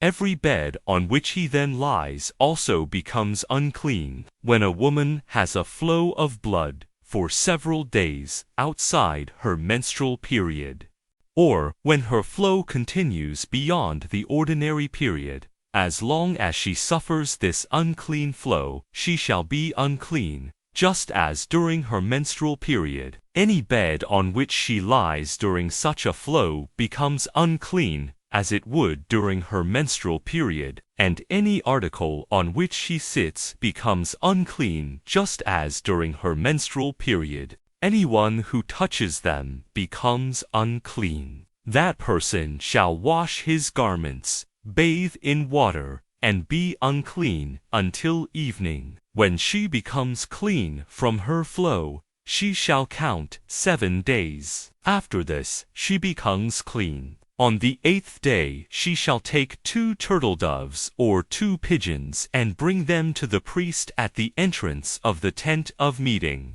The priest shall offer one of them as a purification offering, and the other as a burnt offering. Thus shall the priest make atonement before the Lord for her because of her unclean flow. You shall warn the Israelites of their uncleanness, lest they die through their uncleanness by defiling my tabernacle, which is in their midst. This is the ritual for the man with a discharge, or who has an emission of semen, and thereby becomes unclean, as well as for the woman who has her menstrual period, or one who has a discharge, male or female, and also for the man who lies with an unclean woman. Leviticus 16, verse 1-34. The Day of Atonement. After the death of Aaron's 2 sons, who died when they encroached on the Lord's presence, the Lord spoke to Moses and said to him, "Tell your brother Aaron that he is not to come, whenever he pleases, into the inner sanctuary, inside the veil, in front of the cover on the ark, lest he die, for I reveal myself in a cloud above the ark's cover. Only in this way may Aaron enter the inner sanctuary. He shall bring a bull of the herd for a purification offering, and a ram for a burnt offering. He shall wear the sacred linen tunic, with the linen pants underneath, gird himself with the linen sash, and put on the linen turban. But since these vestments are sacred, he shall not put them on until he has first bathed his body in water. From the Israelite community he shall receive 2 male goats for a purification offering, and 1 ram for a burnt offering. Aaron shall offer the bull, his purification offering, to make atonement for himself and for his household, taking the 2 male goats and setting them before the Lord at the entrance of the tent of meeting. He shall cast lots to determine which one is for the Lord, and which for Azazel, the goat that is determined by lot for the Lord.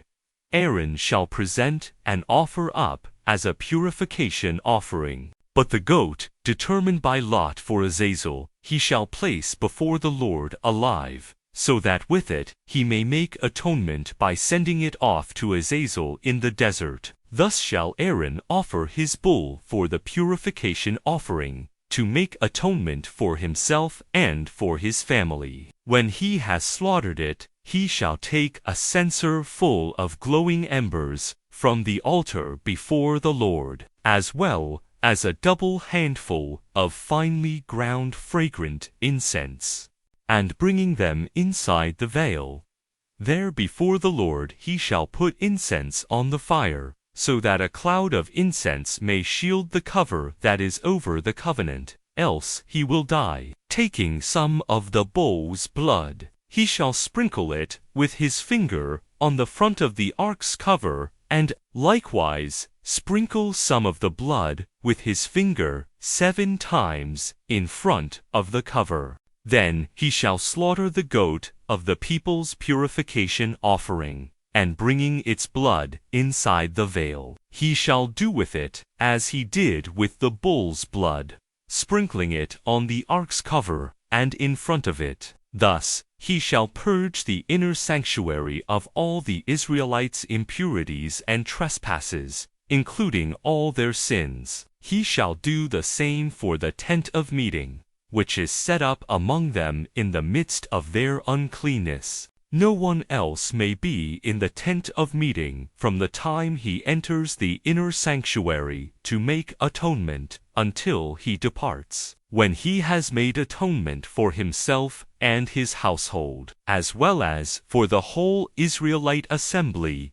He shall come out to the altar before the Lord and purge it also, taking some of the bull's and the goat's blood. He shall put it on the horns around the altar, and with his finger sprinkle some of the blood on it 7 times. Thus he shall purify it and sanctify it from the impurities of the Israelites.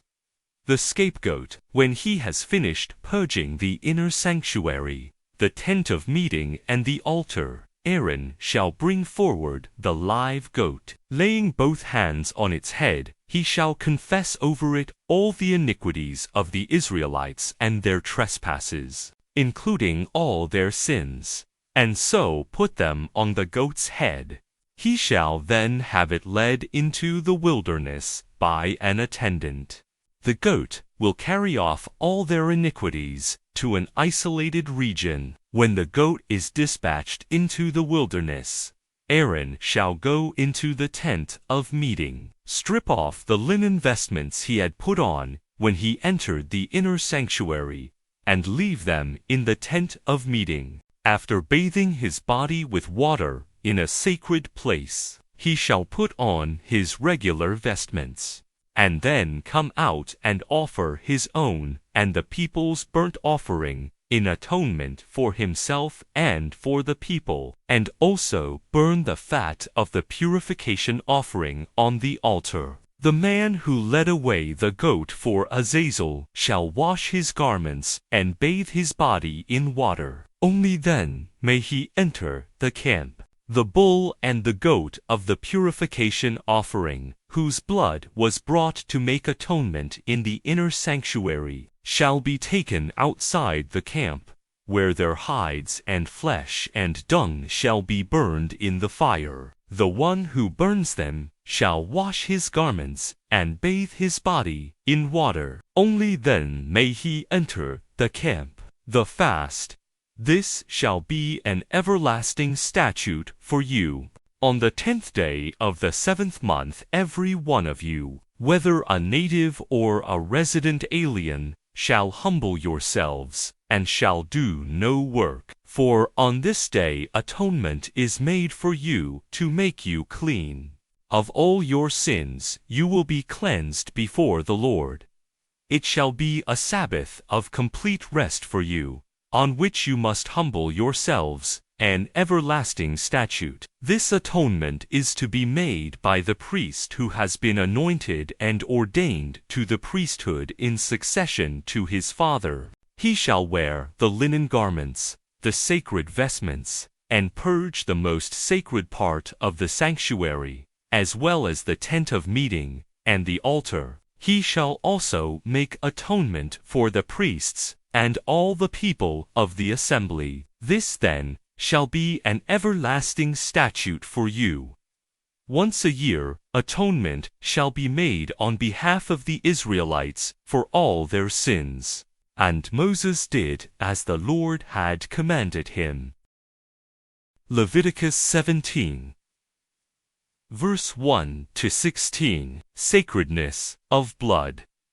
The Lord said to Moses, "Speak to Aaron and his sons, as well as to all the Israelites, and tell them, this is what the Lord has commanded.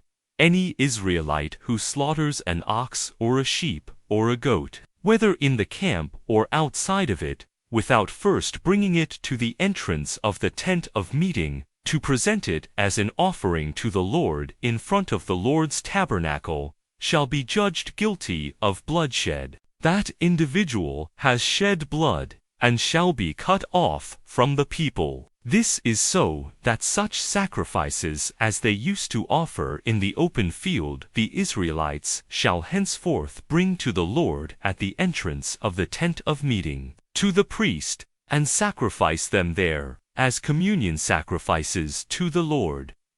The priest will splash the blood on the altar of the Lord at the entrance of the tent of meeting, and burn the fat, for an odor pleasing to the Lord. No longer shall they offer their sacrifices to the demons with whom they prostituted themselves. This shall be an everlasting statute for them and their descendants. Tell them, therefore, anyone, whether of the house of Israel or of the aliens residing among them, who offers a burnt offering or sacrifice without bringing it to the entrance of the tent of meeting to offer it to the Lord, shall be cut off from the people. As for anyone, whether of the house of Israel or of the aliens residing among them, who consumes any blood, I will set myself against that individual, and will cut that person off from among the people. Since the life of the flesh is in the blood, and I have given it to you, to make atonement on the altar for yourselves, because it is the blood as life that makes atonement. That is why I have told the Israelites, no one among you, not even a resident alien, may consume blood. Anyone hunting, whether of the Israelites or of the aliens residing among them, who catches an animal or a bird that may be eaten, shall pour out its blood, and cover it with earth, since the life of all flesh is its blood. I have told the Israelites, you shall not consume the blood of any flesh, since the life of all flesh is its blood. Anyone who consumes it shall be cut off. Everyone, whether a native or an alien, who eats of an animal that died of itself or was killed by a wild beast, shall wash his garments, bathe in water, and be unclean until evening, and then become clean. If one does not wash his garments and bathe, that person shall bear the penalty. Leviticus 18, verse 1-30. Laws concerning sexual behavior. The Lord said to Moses, "Speak to the Israelites and tell them, I, the Lord, am your God. You shall not do as they do in the land of Egypt, where you once lived, nor shall you do as they do in the land of Canaan, where I am bringing you. Do not conform to their customs. My decrees you shall carry out, and my statutes you shall take care to follow. I, the Lord, am your God. Keep, then, my statutes and decrees, for the person who carries them out will find life through them.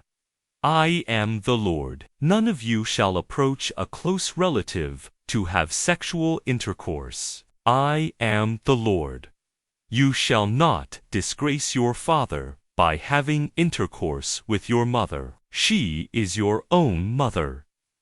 You shall not have intercourse with her. You shall not have intercourse with your father's wife, for that would be a disgrace to your father. You shall not have intercourse with your sister, your father's daughter, or your mother's daughter, whether she was born in your own household or born elsewhere. You shall not have intercourse with your son's daughter, or with your daughter's daughter, for that would be a disgrace to you. You shall not have intercourse with the daughter whom your father's wife bore to him in his household, since she, too, is your sister. You shall not have intercourse with your father's sister, since she is your father's relative. You shall not have intercourse with your mother's sister, since she is your mother's relative. You shall not disgrace your father's brother by having sexual relations with his wife, since she, too, is your aunt. You shall not have intercourse with your daughter-in-law. She is your son's wife. You shall not have intercourse with her. You shall not have intercourse with your brother's wife. That would be a disgrace to your brother.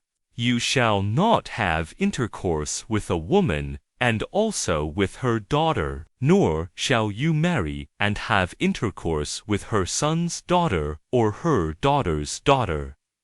They are related to her. This would be shameful. While your wife is still living, you shall not marry her sister as her rival and have intercourse with her. You shall not approach a woman to have intercourse with her while she is in her menstrual uncleanness. You shall not have sexual relations with your neighbor's wife, defiling yourself with her. You shall not offer any of your offspring for immolation to Molech, thus profaning the name of your God. I am the Lord. You shall not lie with a male as with a woman. Such a thing is an abomination.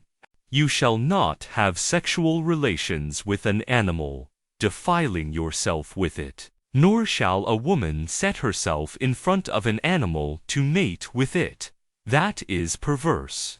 Do not defile yourselves by any of these things, because by them the nations whom I am driving out of your way have defiled themselves. And so the land has become defiled, and I have punished it for its wickedness, and the land has vomited out its inhabitants. You, however, must keep my statutes and decrees, avoiding all these abominations, both the natives and the aliens resident among you, because the previous inhabitants did all these abominations, and the land became defiled. Otherwise, the land will vomit you out also, for having defiled it, just as it vomited out the nations before you. For whoever does any of these abominations shall be cut off from the people. Heed my charge,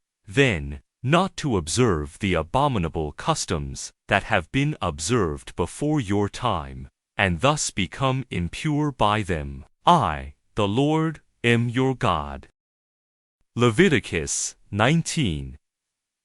Verse 1 to 37. Various rules of conduct. The Lord said to Moses, "Speak to the whole Israelite community, and tell them, Be holy, for I, the Lord your God, am holy. Each of you revere your mother and father, and keep my Sabbaths. I, the Lord, am your God. Do not turn aside to idols, nor make molten gods for yourselves. I, the Lord, am your God. When you sacrifice your communion sacrifice to the Lord, you shall sacrifice it so that it is acceptable on your behalf. It must be eaten on the day of your sacrifice, or on the following day. Whatever is left over until the third day shall be burned in fire. If any of it is eaten on the third day, it will be a desecrated offering, and not be accepted. Whoever eats of it then shall bear the penalty for having profaned what is sacred to the Lord.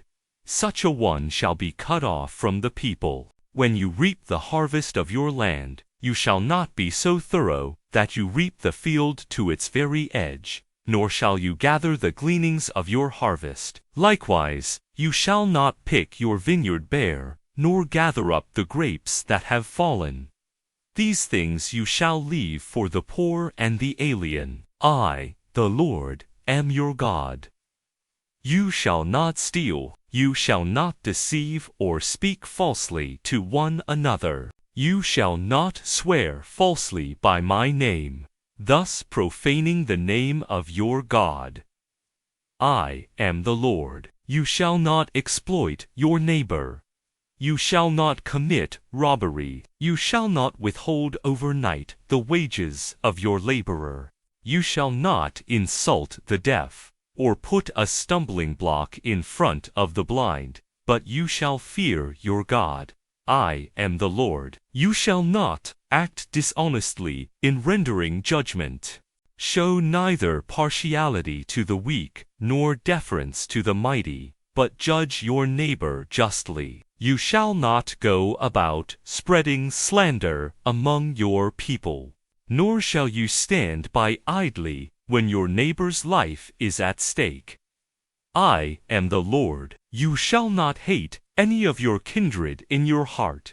Reprove your neighbor openly, so that you do not incur sin because of that person. Take no revenge, and cherish no grudge against your own people.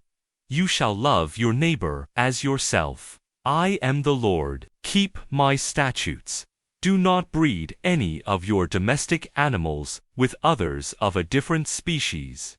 Do not sow a field of yours with two different kinds of seed. And do not put on a garment woven with two different kinds of thread. If a man has sexual relations with a female slave who has been acquired by another man but has not yet been redeemed or given her freedom, an investigation shall be made. They shall not be put to death, because she has not been freed. The man shall bring to the entrance of the tent of meeting as his reparation to the Lord a ram, as a reparation offering. With the ram of the reparation offering, the priest shall make atonement before the Lord for the wrong the man has committed, so that he will be forgiven for the wrong he has committed. When you come into the land, and plant any fruit tree there, first look upon its fruit as if it were uncircumcised. For 3 years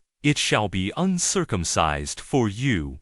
It may not be eaten. In the 4th year, however, all of its fruit shall be dedicated to the Lord in joyous celebration. Not until the 5th year may you eat its fruit, to increase the yield for you. I, the Lord, am your God. Do not eat anything with the blood still in it. Do not recite charms or practice soothsaying. Do not clip your hair at the temples, nor spoil the edges of your beard. Do not lacerate your bodies for the dead, and do not tattoo yourselves. I am the Lord. You shall not degrade your daughter by making a prostitute of her. Otherwise the land will prostitute itself and become full of lewdness. Keep my Sabbaths and reverence my sanctuary. I am the Lord. Do not turn to ghosts or consult spirits, by which you will be defiled. I, the Lord, am your God. Stand up in the presence of the aged. Show respect for the old, and fear your God. I am the Lord. When an alien resides with you in your land, do not mistreat such a one. You shall treat the alien who resides with you no differently than the natives born among you. You shall love the alien as yourself. For you too were once aliens in the land of Egypt. I, the Lord, am your God. Do not act dishonestly in using measures of length or weight or capacity. You shall have a true scale and true weights, an honest ephah and an honest hin. I, the Lord, am your God, who brought you out of the land of Egypt. Be careful, then, to observe all my statutes and decrees. I am the Lord. Leviticus 20, verse 1 to 27. Penalties for various sins.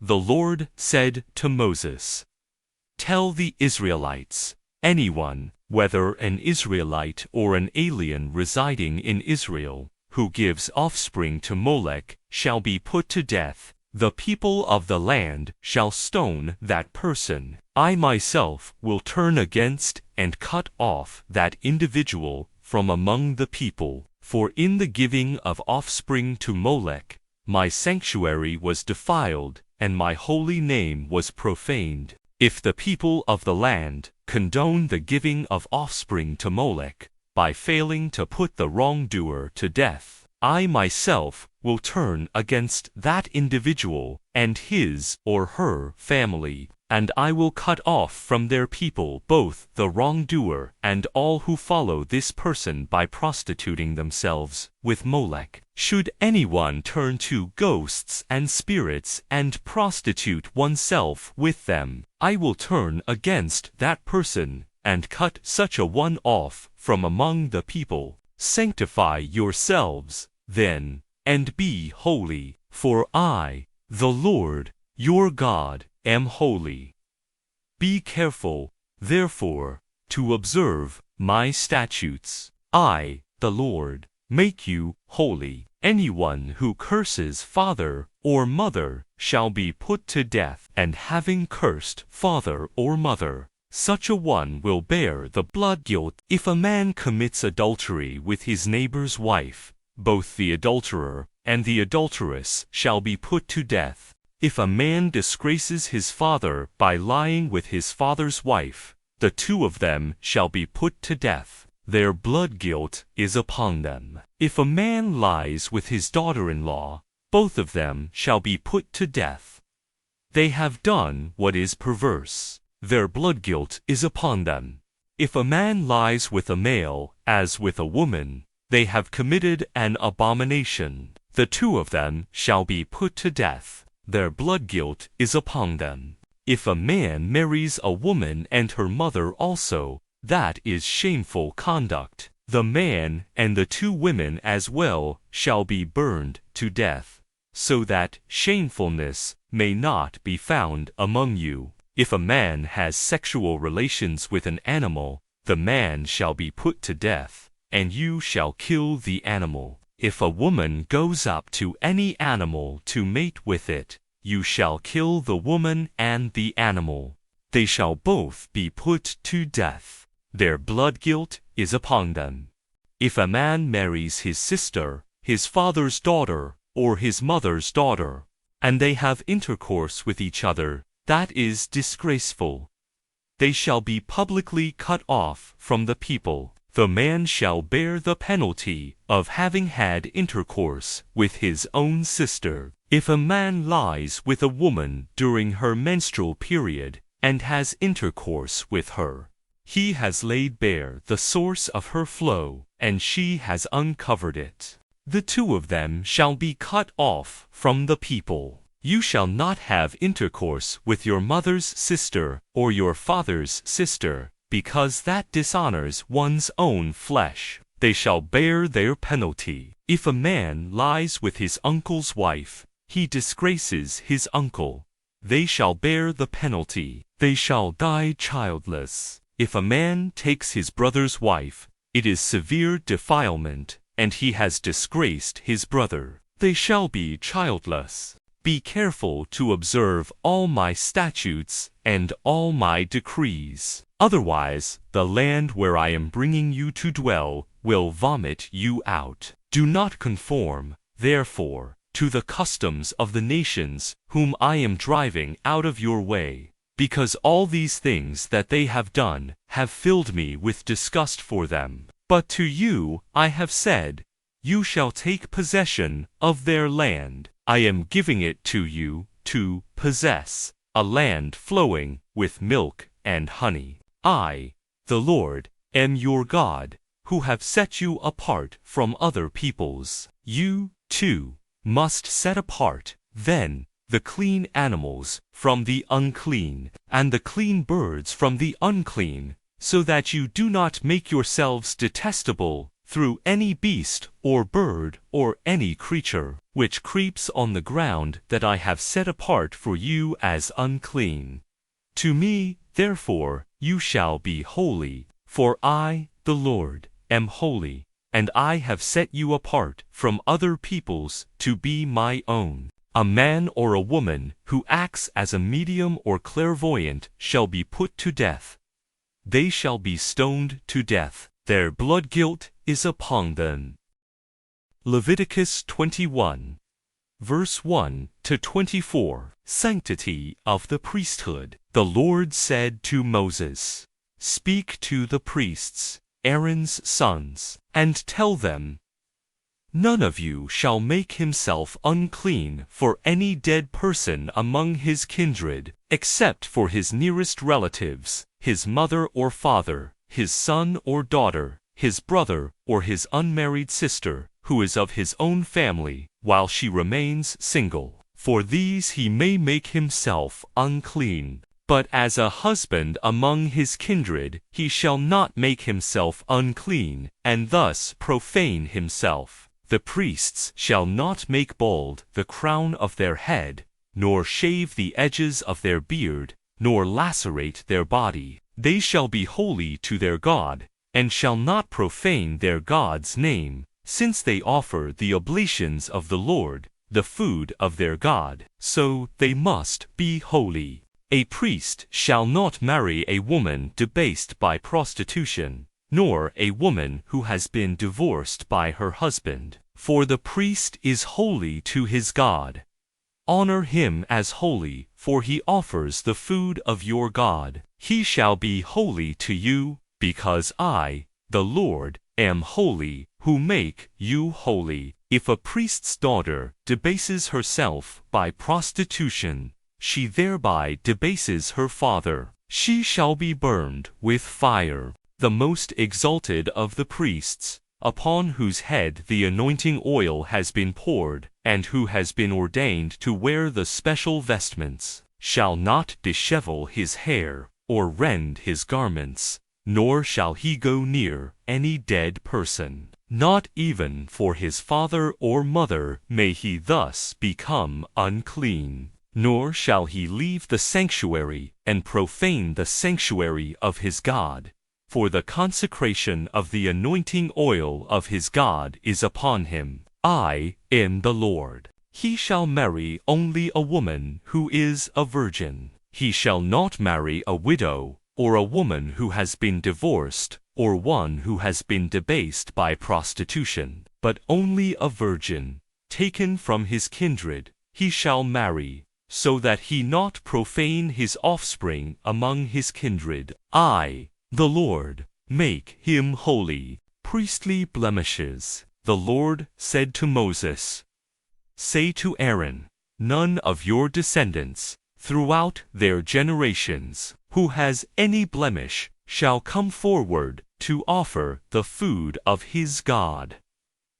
Anyone who has any of the following blemishes may not come forward: he who is blind, or lame, or who has a split lip, or a limb too long, or a broken leg or arm, or who is a hunchback or dwarf, or has a growth in the eye, or who is afflicted with sores, scabs, or crushed testicles. No descendant of Aaron the priest who has any such blemish may draw near to offer the oblations of the Lord. On account of his blemish, he may not draw near to offer the food of his God. He may, however, eat the food of his God, of the most sacred as well as sacred offerings. Only, he may not enter through the veil nor draw near to the altar on account of his blemish. He shall not profane my sacred precincts, for it is I, the Lord, who make them holy. Moses, therefore, told this to Aaron and his sons, and to all the Israelites. Leviticus 22, verse 1-33.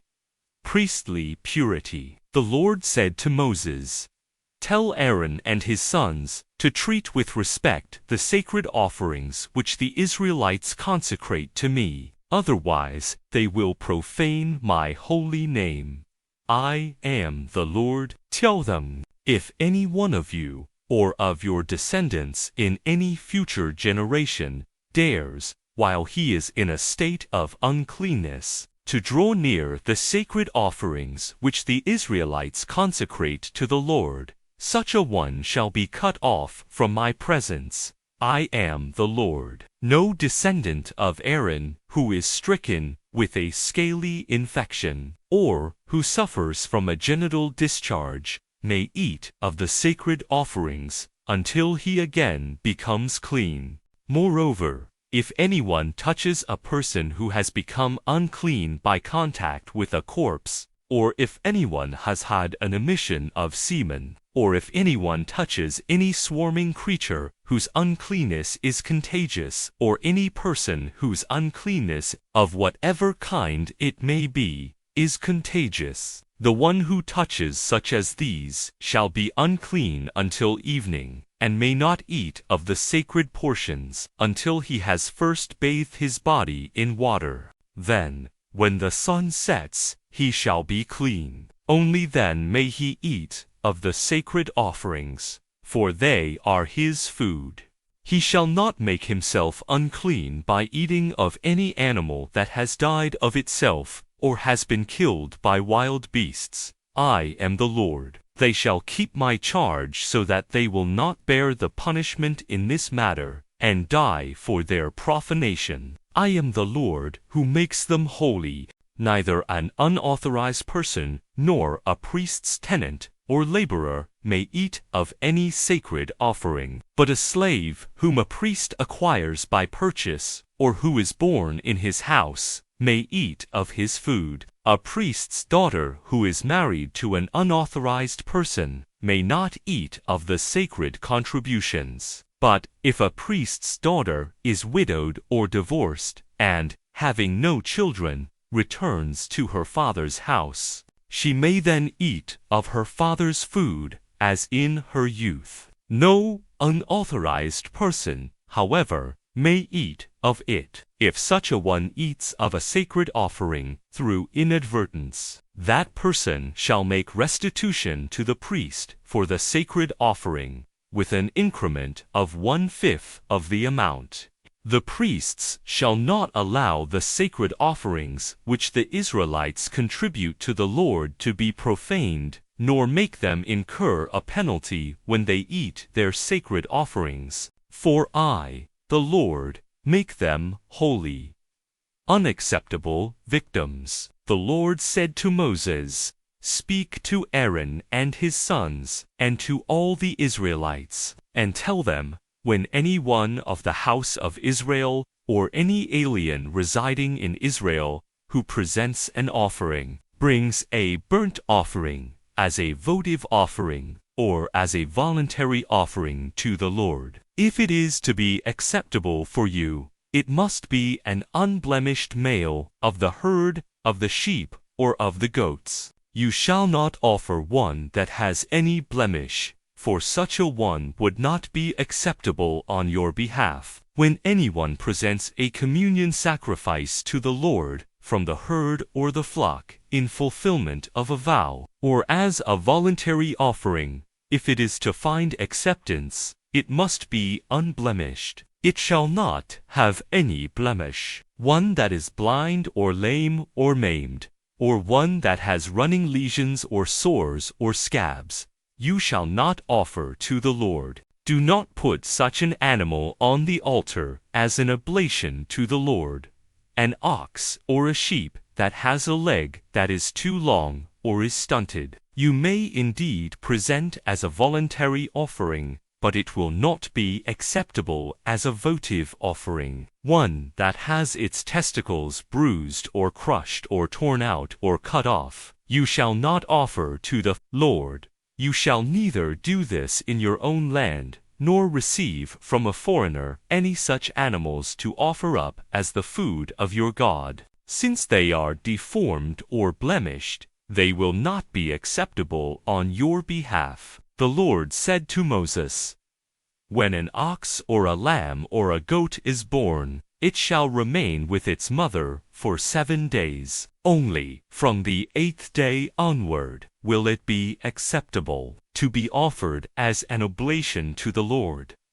You shall not slaughter an ox or a sheep on one and the same day with its young. Whenever you offer a thanksgiving sacrifice to the Lord, so offer it, that it may be acceptable on your behalf. It must be eaten on the same day. None of it shall be left over until morning. I am the Lord. Be careful to observe my commandments. I am the Lord. Do not profane my holy name, that in the midst of the Israelites I may be hallowed. I, the Lord, make you holy, who led you out of the land of Egypt, to be your God. I am the Lord."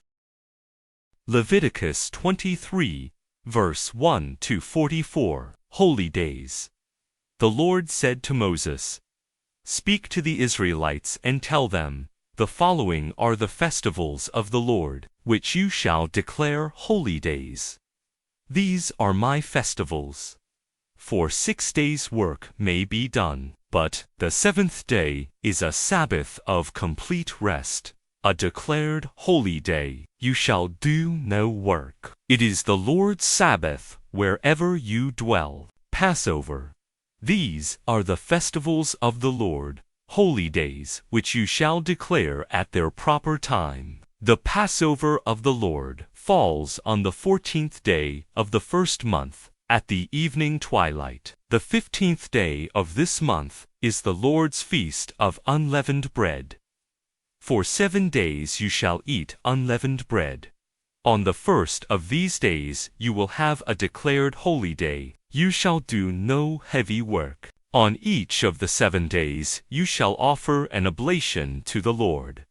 Then on the 7th day you will have a declared holy day. You shall do no heavy work. The Lord said to Moses, "Speak to the Israelites and tell them, when you come into the land which I am giving you, and reap its harvest, you shall bring the first sheaf of your harvest to the priest, who shall elevate the sheaf before the Lord, that it may be acceptable on your behalf. On the day after the Sabbath, the priest shall do this. On this day, when your sheaf is elevated, you shall offer to the Lord for a burnt offering an unblemished yearling lamb. Its grain offering shall be 2/10 of an ephah of bran flour mixed with oil, as a sweet-smelling oblation to the Lord. And its libation shall be 1/4 of a hin of wine. You shall not eat any bread or roasted grain or fresh kernels until this day, when you bring the offering for your God. This shall be a perpetual statute throughout your generations, wherever you dwell. Pentecost, beginning with the day after the Sabbath, the day on which you bring the sheaf for elevation, you shall count 7 full weeks. You shall count to the day after the 7th week, 50 days. Then you shall present a new grain offering to the Lord.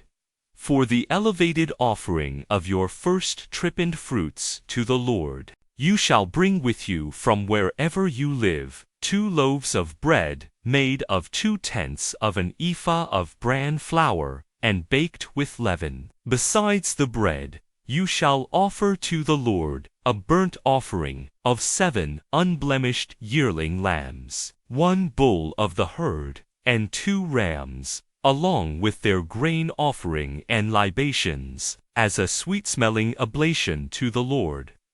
1 male goat shall be sacrificed as a purification offering, and 2 yearling lambs as a communion sacrifice. The priest shall elevate them, that is, the 2 lambs, with the bread of the first ripened fruits, as an elevated offering before the Lord. These shall be sacred to the Lord and belong to the priest. On this same day you shall make a proclamation. There shall be a declared holy day for you. No heavy work may be done. This shall be a perpetual statute through all your generations, wherever you dwell. When you reap the harvest of your land, you shall not be so thorough that you reap the field to its very edge, nor shall you gather the gleanings of your harvest. These things you shall leave for the poor and the alien. I, the Lord, am your God. New Year's Day. The Lord said to Moses, "Tell the Israelites, on the first day of the 7th month you will have a Sabbath rest, with trumpet blasts as a reminder, a declared holy day. You shall do no heavy work, and you shall offer an oblation to the Lord." The Day of Atonement. The Lord said to Moses, "Now the 10th day of this 7th month is the Day of Atonement. You will have a declared holy day. You shall humble yourselves and offer an oblation to the Lord. On this day you shall not do any work, because it is the Day of Atonement, when atonement is made for you before the Lord, your God. Those who do not humble themselves on this day shall be cut off from the people. If anyone does any work on this day, I will remove that person from the midst of the people. You shall do no work. This is a perpetual statute throughout your generations, wherever you dwell. It is a Sabbath of complete rest for you. You shall humble yourselves. Beginning on the evening of the 9th of the month, you shall keep your Sabbath from evening to evening, the Feast of Booths. The Lord said to Moses, "Tell the Israelites, the 15th day of this 7th month is the Lord's Feast of Booths, which shall continue for 7 days. On the first day, a declared holy day, you shall do no heavy work. For 7 days you shall offer an oblation to the Lord, and on the 8th day you will have a declared holy day. You shall offer an oblation to the Lord. It is the festival closing. You shall do no heavy work. These, therefore, are the festivals of the Lord, which you shall declare holy days, in order to offer as an oblation to the Lord burnt offerings and grain offerings, sacrifices and libations, as prescribed for each day, in addition to the Lord's Sabbaths. Your donations, your various votive offerings, and the voluntary offerings that you present to the Lord. On the 15th day, then, of the 7th month, when you have gathered in the produce of the land, you shall celebrate the feast of the Lord for a whole week. The 1st and the 8th day shall be days of rest. On the 1st day you shall gather fruit of majestic trees, branches of palms, and boughs of leafy trees, and valley willows. Then, for a week, you shall make merry before the Lord your God. You shall keep this feast of the Lord for 1 whole week in the year, by perpetual statute throughout your generations. In the 7th month of the year, you shall keep it.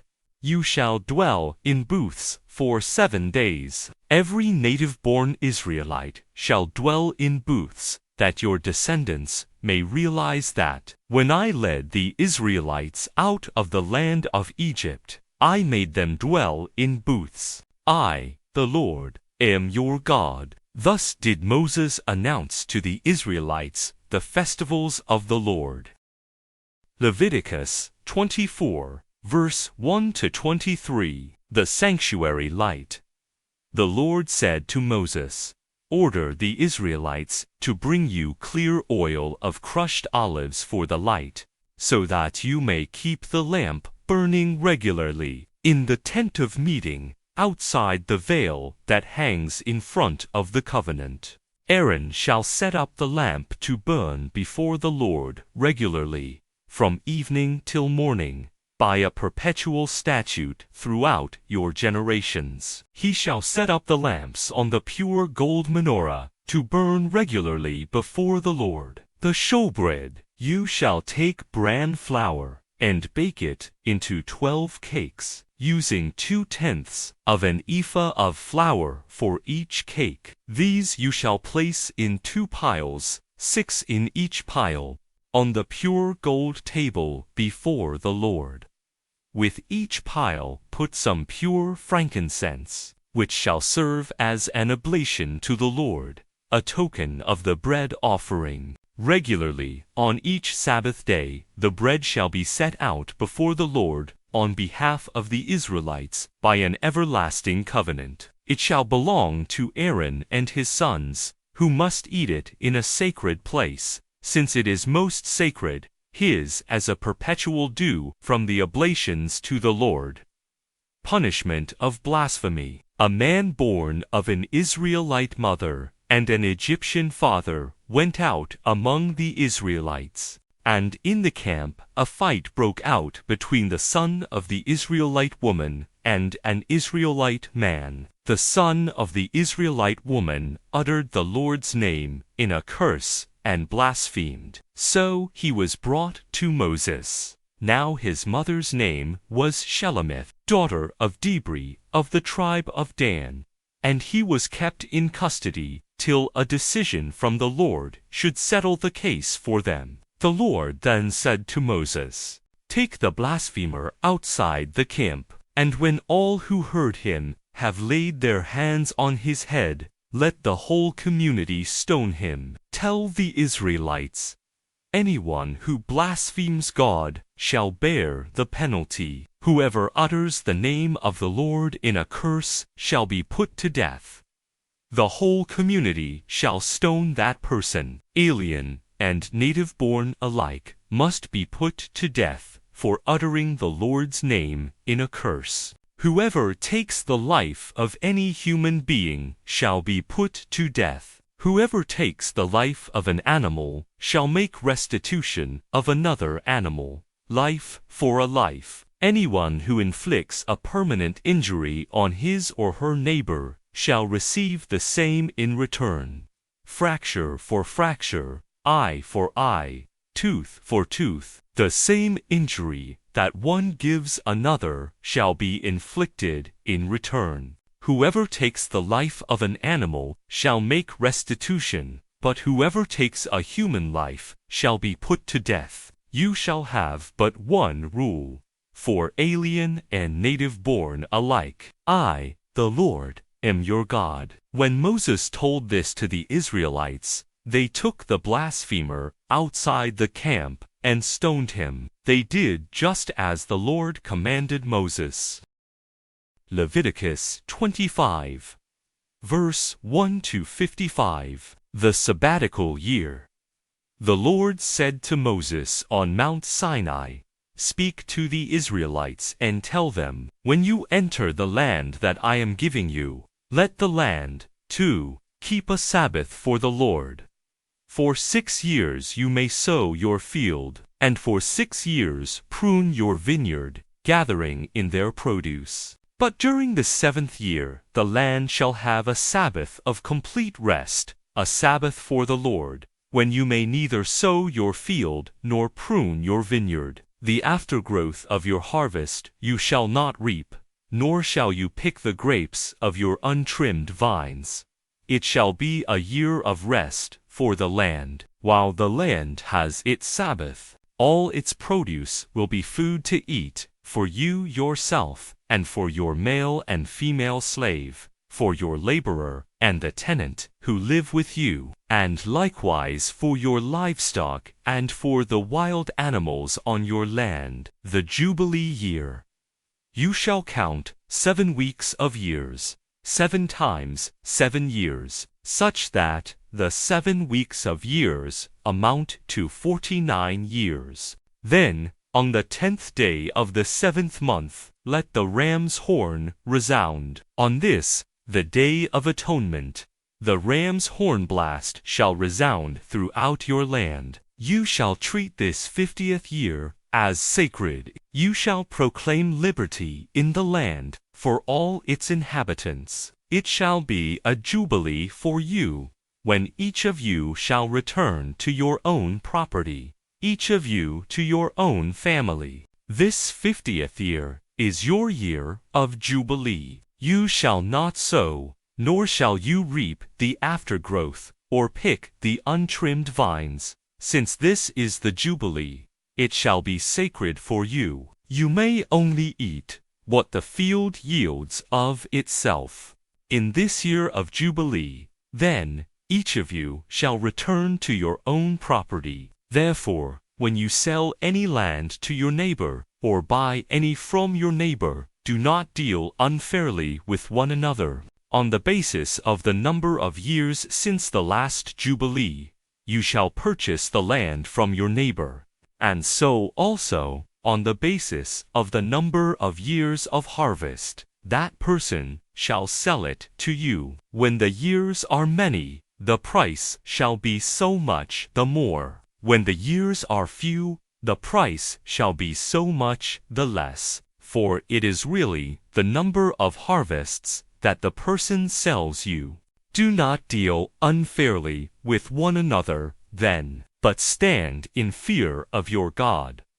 I, the Lord, am your God. Observe my statutes, and be careful to keep my ordinances, so that you will dwell securely in the land. The land will yield its fruit, and you will eat your fill, and live there securely. And if you say, "What shall we eat in the 7th year, if we do not sow or reap our crop?" I will command such a blessing for you in the 6th year, that there will be crop enough for 3 years. And when you sow in the 8th year, you will still be eating from the old crop, even into the 9th year. Until the crop comes in, you will still be eating from the old crop.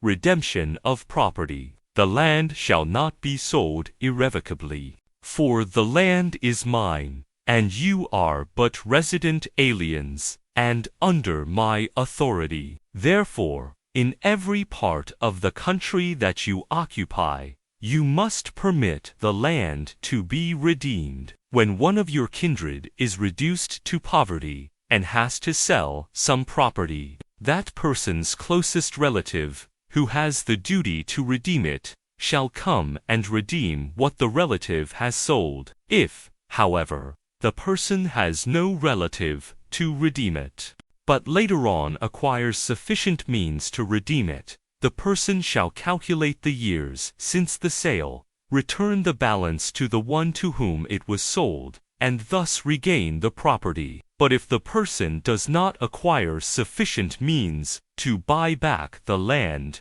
what was sold shall remain in the possession of the purchaser until the year of the Jubilee, when it must be released and returned to the original owner. When someone sells a dwelling in a walled town, it can be redeemed up to a full year after its sale. The redemption period is 1 year. But if such a house in a walled town has not been redeemed at the end of a full year, it shall belong irrevocably to the purchaser throughout the generations. It shall not be released in the Jubilee. However, houses in villages that are not encircled by walls shall be reckoned as part of the surrounding farmland. They may be redeemed, and in the Jubilee they must be released. In Levitical cities, the Levites shall always have the right to redeem the houses in the cities that are in their possession. As for Levitical property that goes unredeemed,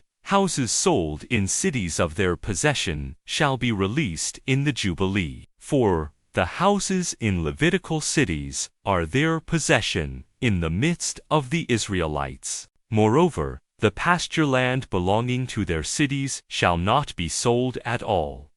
It must always remain their possession. When one of your kindred is reduced to poverty and becomes indebted to you, you shall support that person like a resident alien. Let your kindred live with you. Do not exact interest in advance or accrued interest, but out of fear of God, let your kindred live with you. Do not give your money at interest, or your food at a profit. I, the Lord, am your God, who brought you out of the land of Egypt, to give you the land of Canaan, and to be your God. When your kindred with you, having been so reduced to poverty, sell themselves to you, do not make them work as slaves. Rather, let them be like laborers, or like your tenants, working with you until the Jubilee year, when, together with any children, they shall be released from your service, and return to their family, and to their ancestral property. Since they are my servants, whom I brought out of the land of Egypt,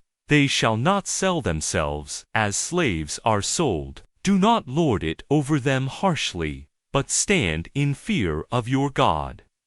The male and female slaves that you possess, these you shall acquire from the nations round about you. You may also acquire them from among the resident aliens who reside with you, and from their families who are with you, those whom they bore in your land. These you may possess, and bequeath to your children as their hereditary possession forever. You may treat them as slaves, but none of you shall lord it harshly over any of your fellow Israelites. When your kindred, having been so reduced to poverty, sell themselves to a resident alien who has become wealthy, or to descendants of a resident alien's family, even after having sold themselves, they still may be redeemed by one of their kindred, by an uncle or cousin, or by some other relative from their family. Or, having acquired the means, they may pay the redemption price themselves. With the purchaser they shall compute the years from the sale to the Jubilee, distributing the sale price over these years as though they had been hired as laborers. The more years there are, the more of the sale price they shall pay back as the redemption price. The fewer years there are before the Jubilee year, the more they have as credit. In proportion to the years of service, they shall pay the redemption price. The tenant alien shall treat those who sold themselves as laborers hired on an annual basis, and the alien shall not lord it over them harshly before your very eyes. And if they are not redeemed by these means, they shall nevertheless be released, together with any children, in the Jubilee year. For the Israelites belong to me as servants. They are my servants, whom I brought out of the land of Egypt. I, the Lord your God. Leviticus 26, verse 1 to 46. The reward of obedience.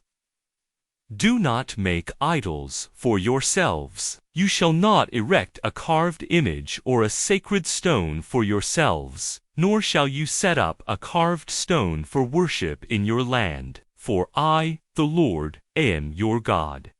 Keep my Sabbaths, and reverence my sanctuary.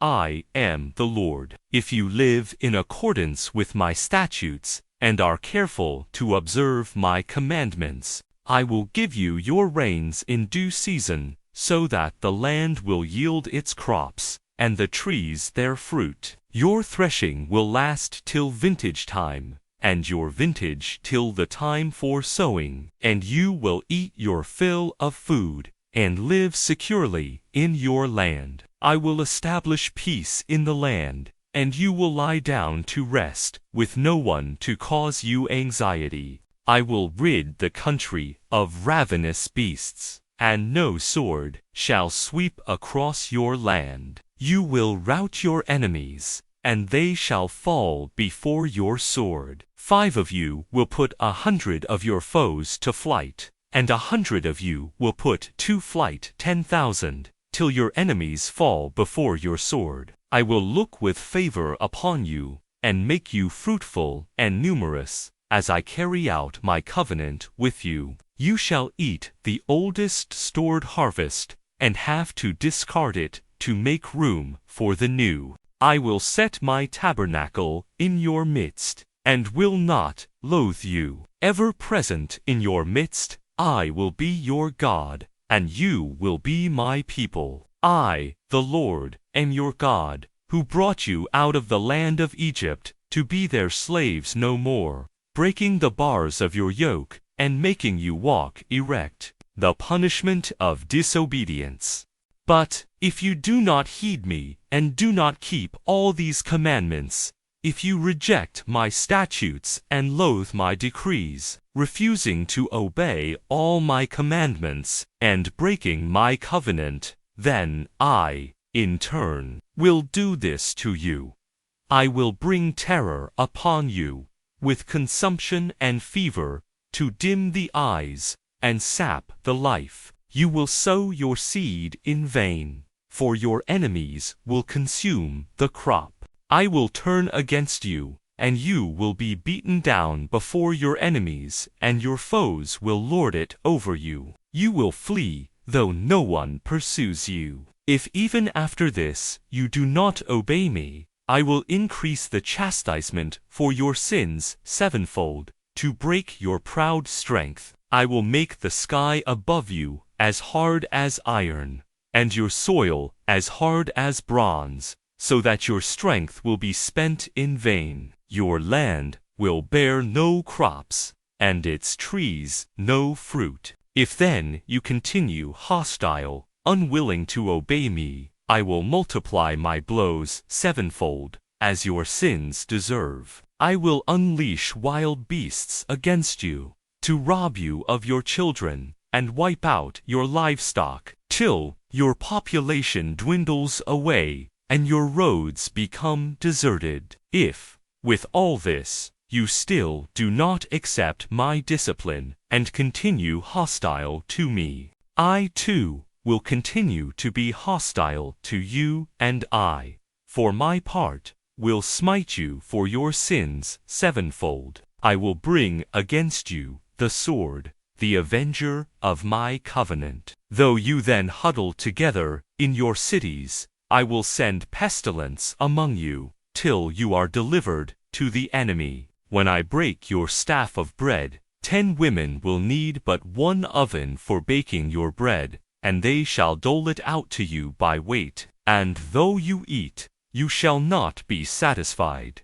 If, despite all this, you disobey and continue hostile to me, I will continue in my hostile rage toward you, and I myself will discipline you for your sins sevenfold, till you begin to eat the flesh of your own sons and daughters. I will demolish your high places, overthrow your incense stands, and cast your corpses upon the corpses of your idols. In my loathing of you, I will lay waste your cities and desolate your sanctuaries, refusing your sweet-smelling offerings. So devastated will I leave the land that your enemies who come to live there will stand aghast at the sight of it. And you I will scatter among the nations at the point of my drawn sword, leaving your countryside desolate, and your cities deserted. Then shall the land, during the time it lies waste, make up its lost Sabbaths, while you are in the land of your enemies. Then shall the land have rest, and make up for its Sabbaths, during all the time that it lies desolate, enjoying the rest that you would not let it have on your Sabbaths when you lived there. Those of you who survive in the lands of their enemies, I will make so faint-hearted that the sound of a driven leaf will pursue them, and they shall run as if from the sword, and fall, though no one pursues them, stumbling over one another as if to escape a sword, while no one is after them. So helpless will you be to take a stand against your foes. You shall perish among the nations, swallowed up in your enemies' country. Those of you who survive will waste away in the lands of their enemies for their own and their ancestors' guilt. They will confess their iniquity and the iniquity of their ancestors in their treachery against me and in their continued hostility toward me, so that I, too, had to be hostile to them and bring them into their enemies' land. Then, when their uncircumcised hearts are humbled and they make amends for their iniquity, I will remember my covenant with Jacob, and also my covenant with Isaac, and also my covenant with Abraham I will remember. The land, too, I will remember. The land will be forsaken by them, that in its desolation without them, it may make up its Sabbaths, and that they, too, may make good the debt of their guilt for having spurned my decrees and loathed my statutes. Yet, even so, even while they are in their enemies' land, I will not reject or loathe them to the point of wiping them out, thus making void my covenant with them. For I, the Lord, am their God. I will remember for them the covenant I made with their forebears, whom I brought out of the land of Egypt before the eyes of the nations, that I might be their God. I am the Lord. These are the statutes, decrees and laws, which the Lord established between himself and the Israelites through Moses on Mount Sinai. Leviticus 27, verse 1-34. Votive offerings and dedications. The Lord said to Moses, "Speak to the Israelites and tell them, when anyone makes a vow to the Lord with respect to the value of a human being, the value for males between the ages of 20 and 60 shall be 50 silver shekels by the sanctuary shekel, and for a female, the value shall be 30 shekels. 4 persons, between the ages of 5 and 20. The value for a male shall be 20 shekels, and for a female, 10 shekels. 4 persons between the ages of 1 month and 5 years. The value for a male shall be 5 silver shekels, and for a female, 3 shekels. For persons of 60 or more, for a male, the value shall be 15 shekels, and 10 shekels for a female. However, if the one who made the vow is too poor to meet the sum, the person must be set before the priest, who shall determine a value. The priest will do this in keeping with the means of the one who made the vow. If the offering vowed to the Lord is an animal that may be sacrificed, every such animal given to the Lord becomes sacred. The offerer shall not substitute or exchange another for it, either a worse or a better one. If the offerer exchanges one animal in place of another, both the original and its substitute shall become sacred. If any unclean animal, which is unfit for sacrifice to the Lord, is vowed, it must be set before the priest, who shall determine its value in keeping with its good or bad qualities, and the value set by the priest shall stand. If the offerer wishes to redeem the animal, the person shall pay 1/5 more than this valuation. When someone dedicates a house as sacred to the Lord, the priest shall determine its value in keeping with its good or bad qualities, and the value set by the priest shall stand. A person dedicating a house who then wishes to redeem it shall pay 1/5 more than the price thus established, and then it will again belong to that individual. If someone dedicates to the Lord a portion of hereditary land, its valuation shall be made according to the amount of seed required to sow it, the acreage sown with a homer of barley seed being valued at 50 silver shekels. If the dedication of a field is made at the beginning of a jubilee period, the full valuation shall hold, but if it is some time after this, the priest shall estimate its money value according to the number of years left until the next jubilee year, with a corresponding reduction on the valuation. A person dedicating a field, who then wishes to redeem it, shall pay 1/5 more than the price thus established, and so reclaim it. If, instead of redeeming such a field, one sells it to another, it may no longer be redeemed, but at the Jubilee it shall be released as sacred to the Lord. Like a field that is put under the ban, it shall become priestly property. If someone dedicates to the Lord a field that was purchased and was not part of hereditary property, the priest shall compute its value in proportion to the number of years until the next Jubilee, and on the same day the person shall pay the price thus established, a sacred donation to the Lord. At the Jubilee, the field shall revert to the hereditary owner of this land from whom it had been purchased. Every valuation shall be made according to the standard of the sanctuary shekel.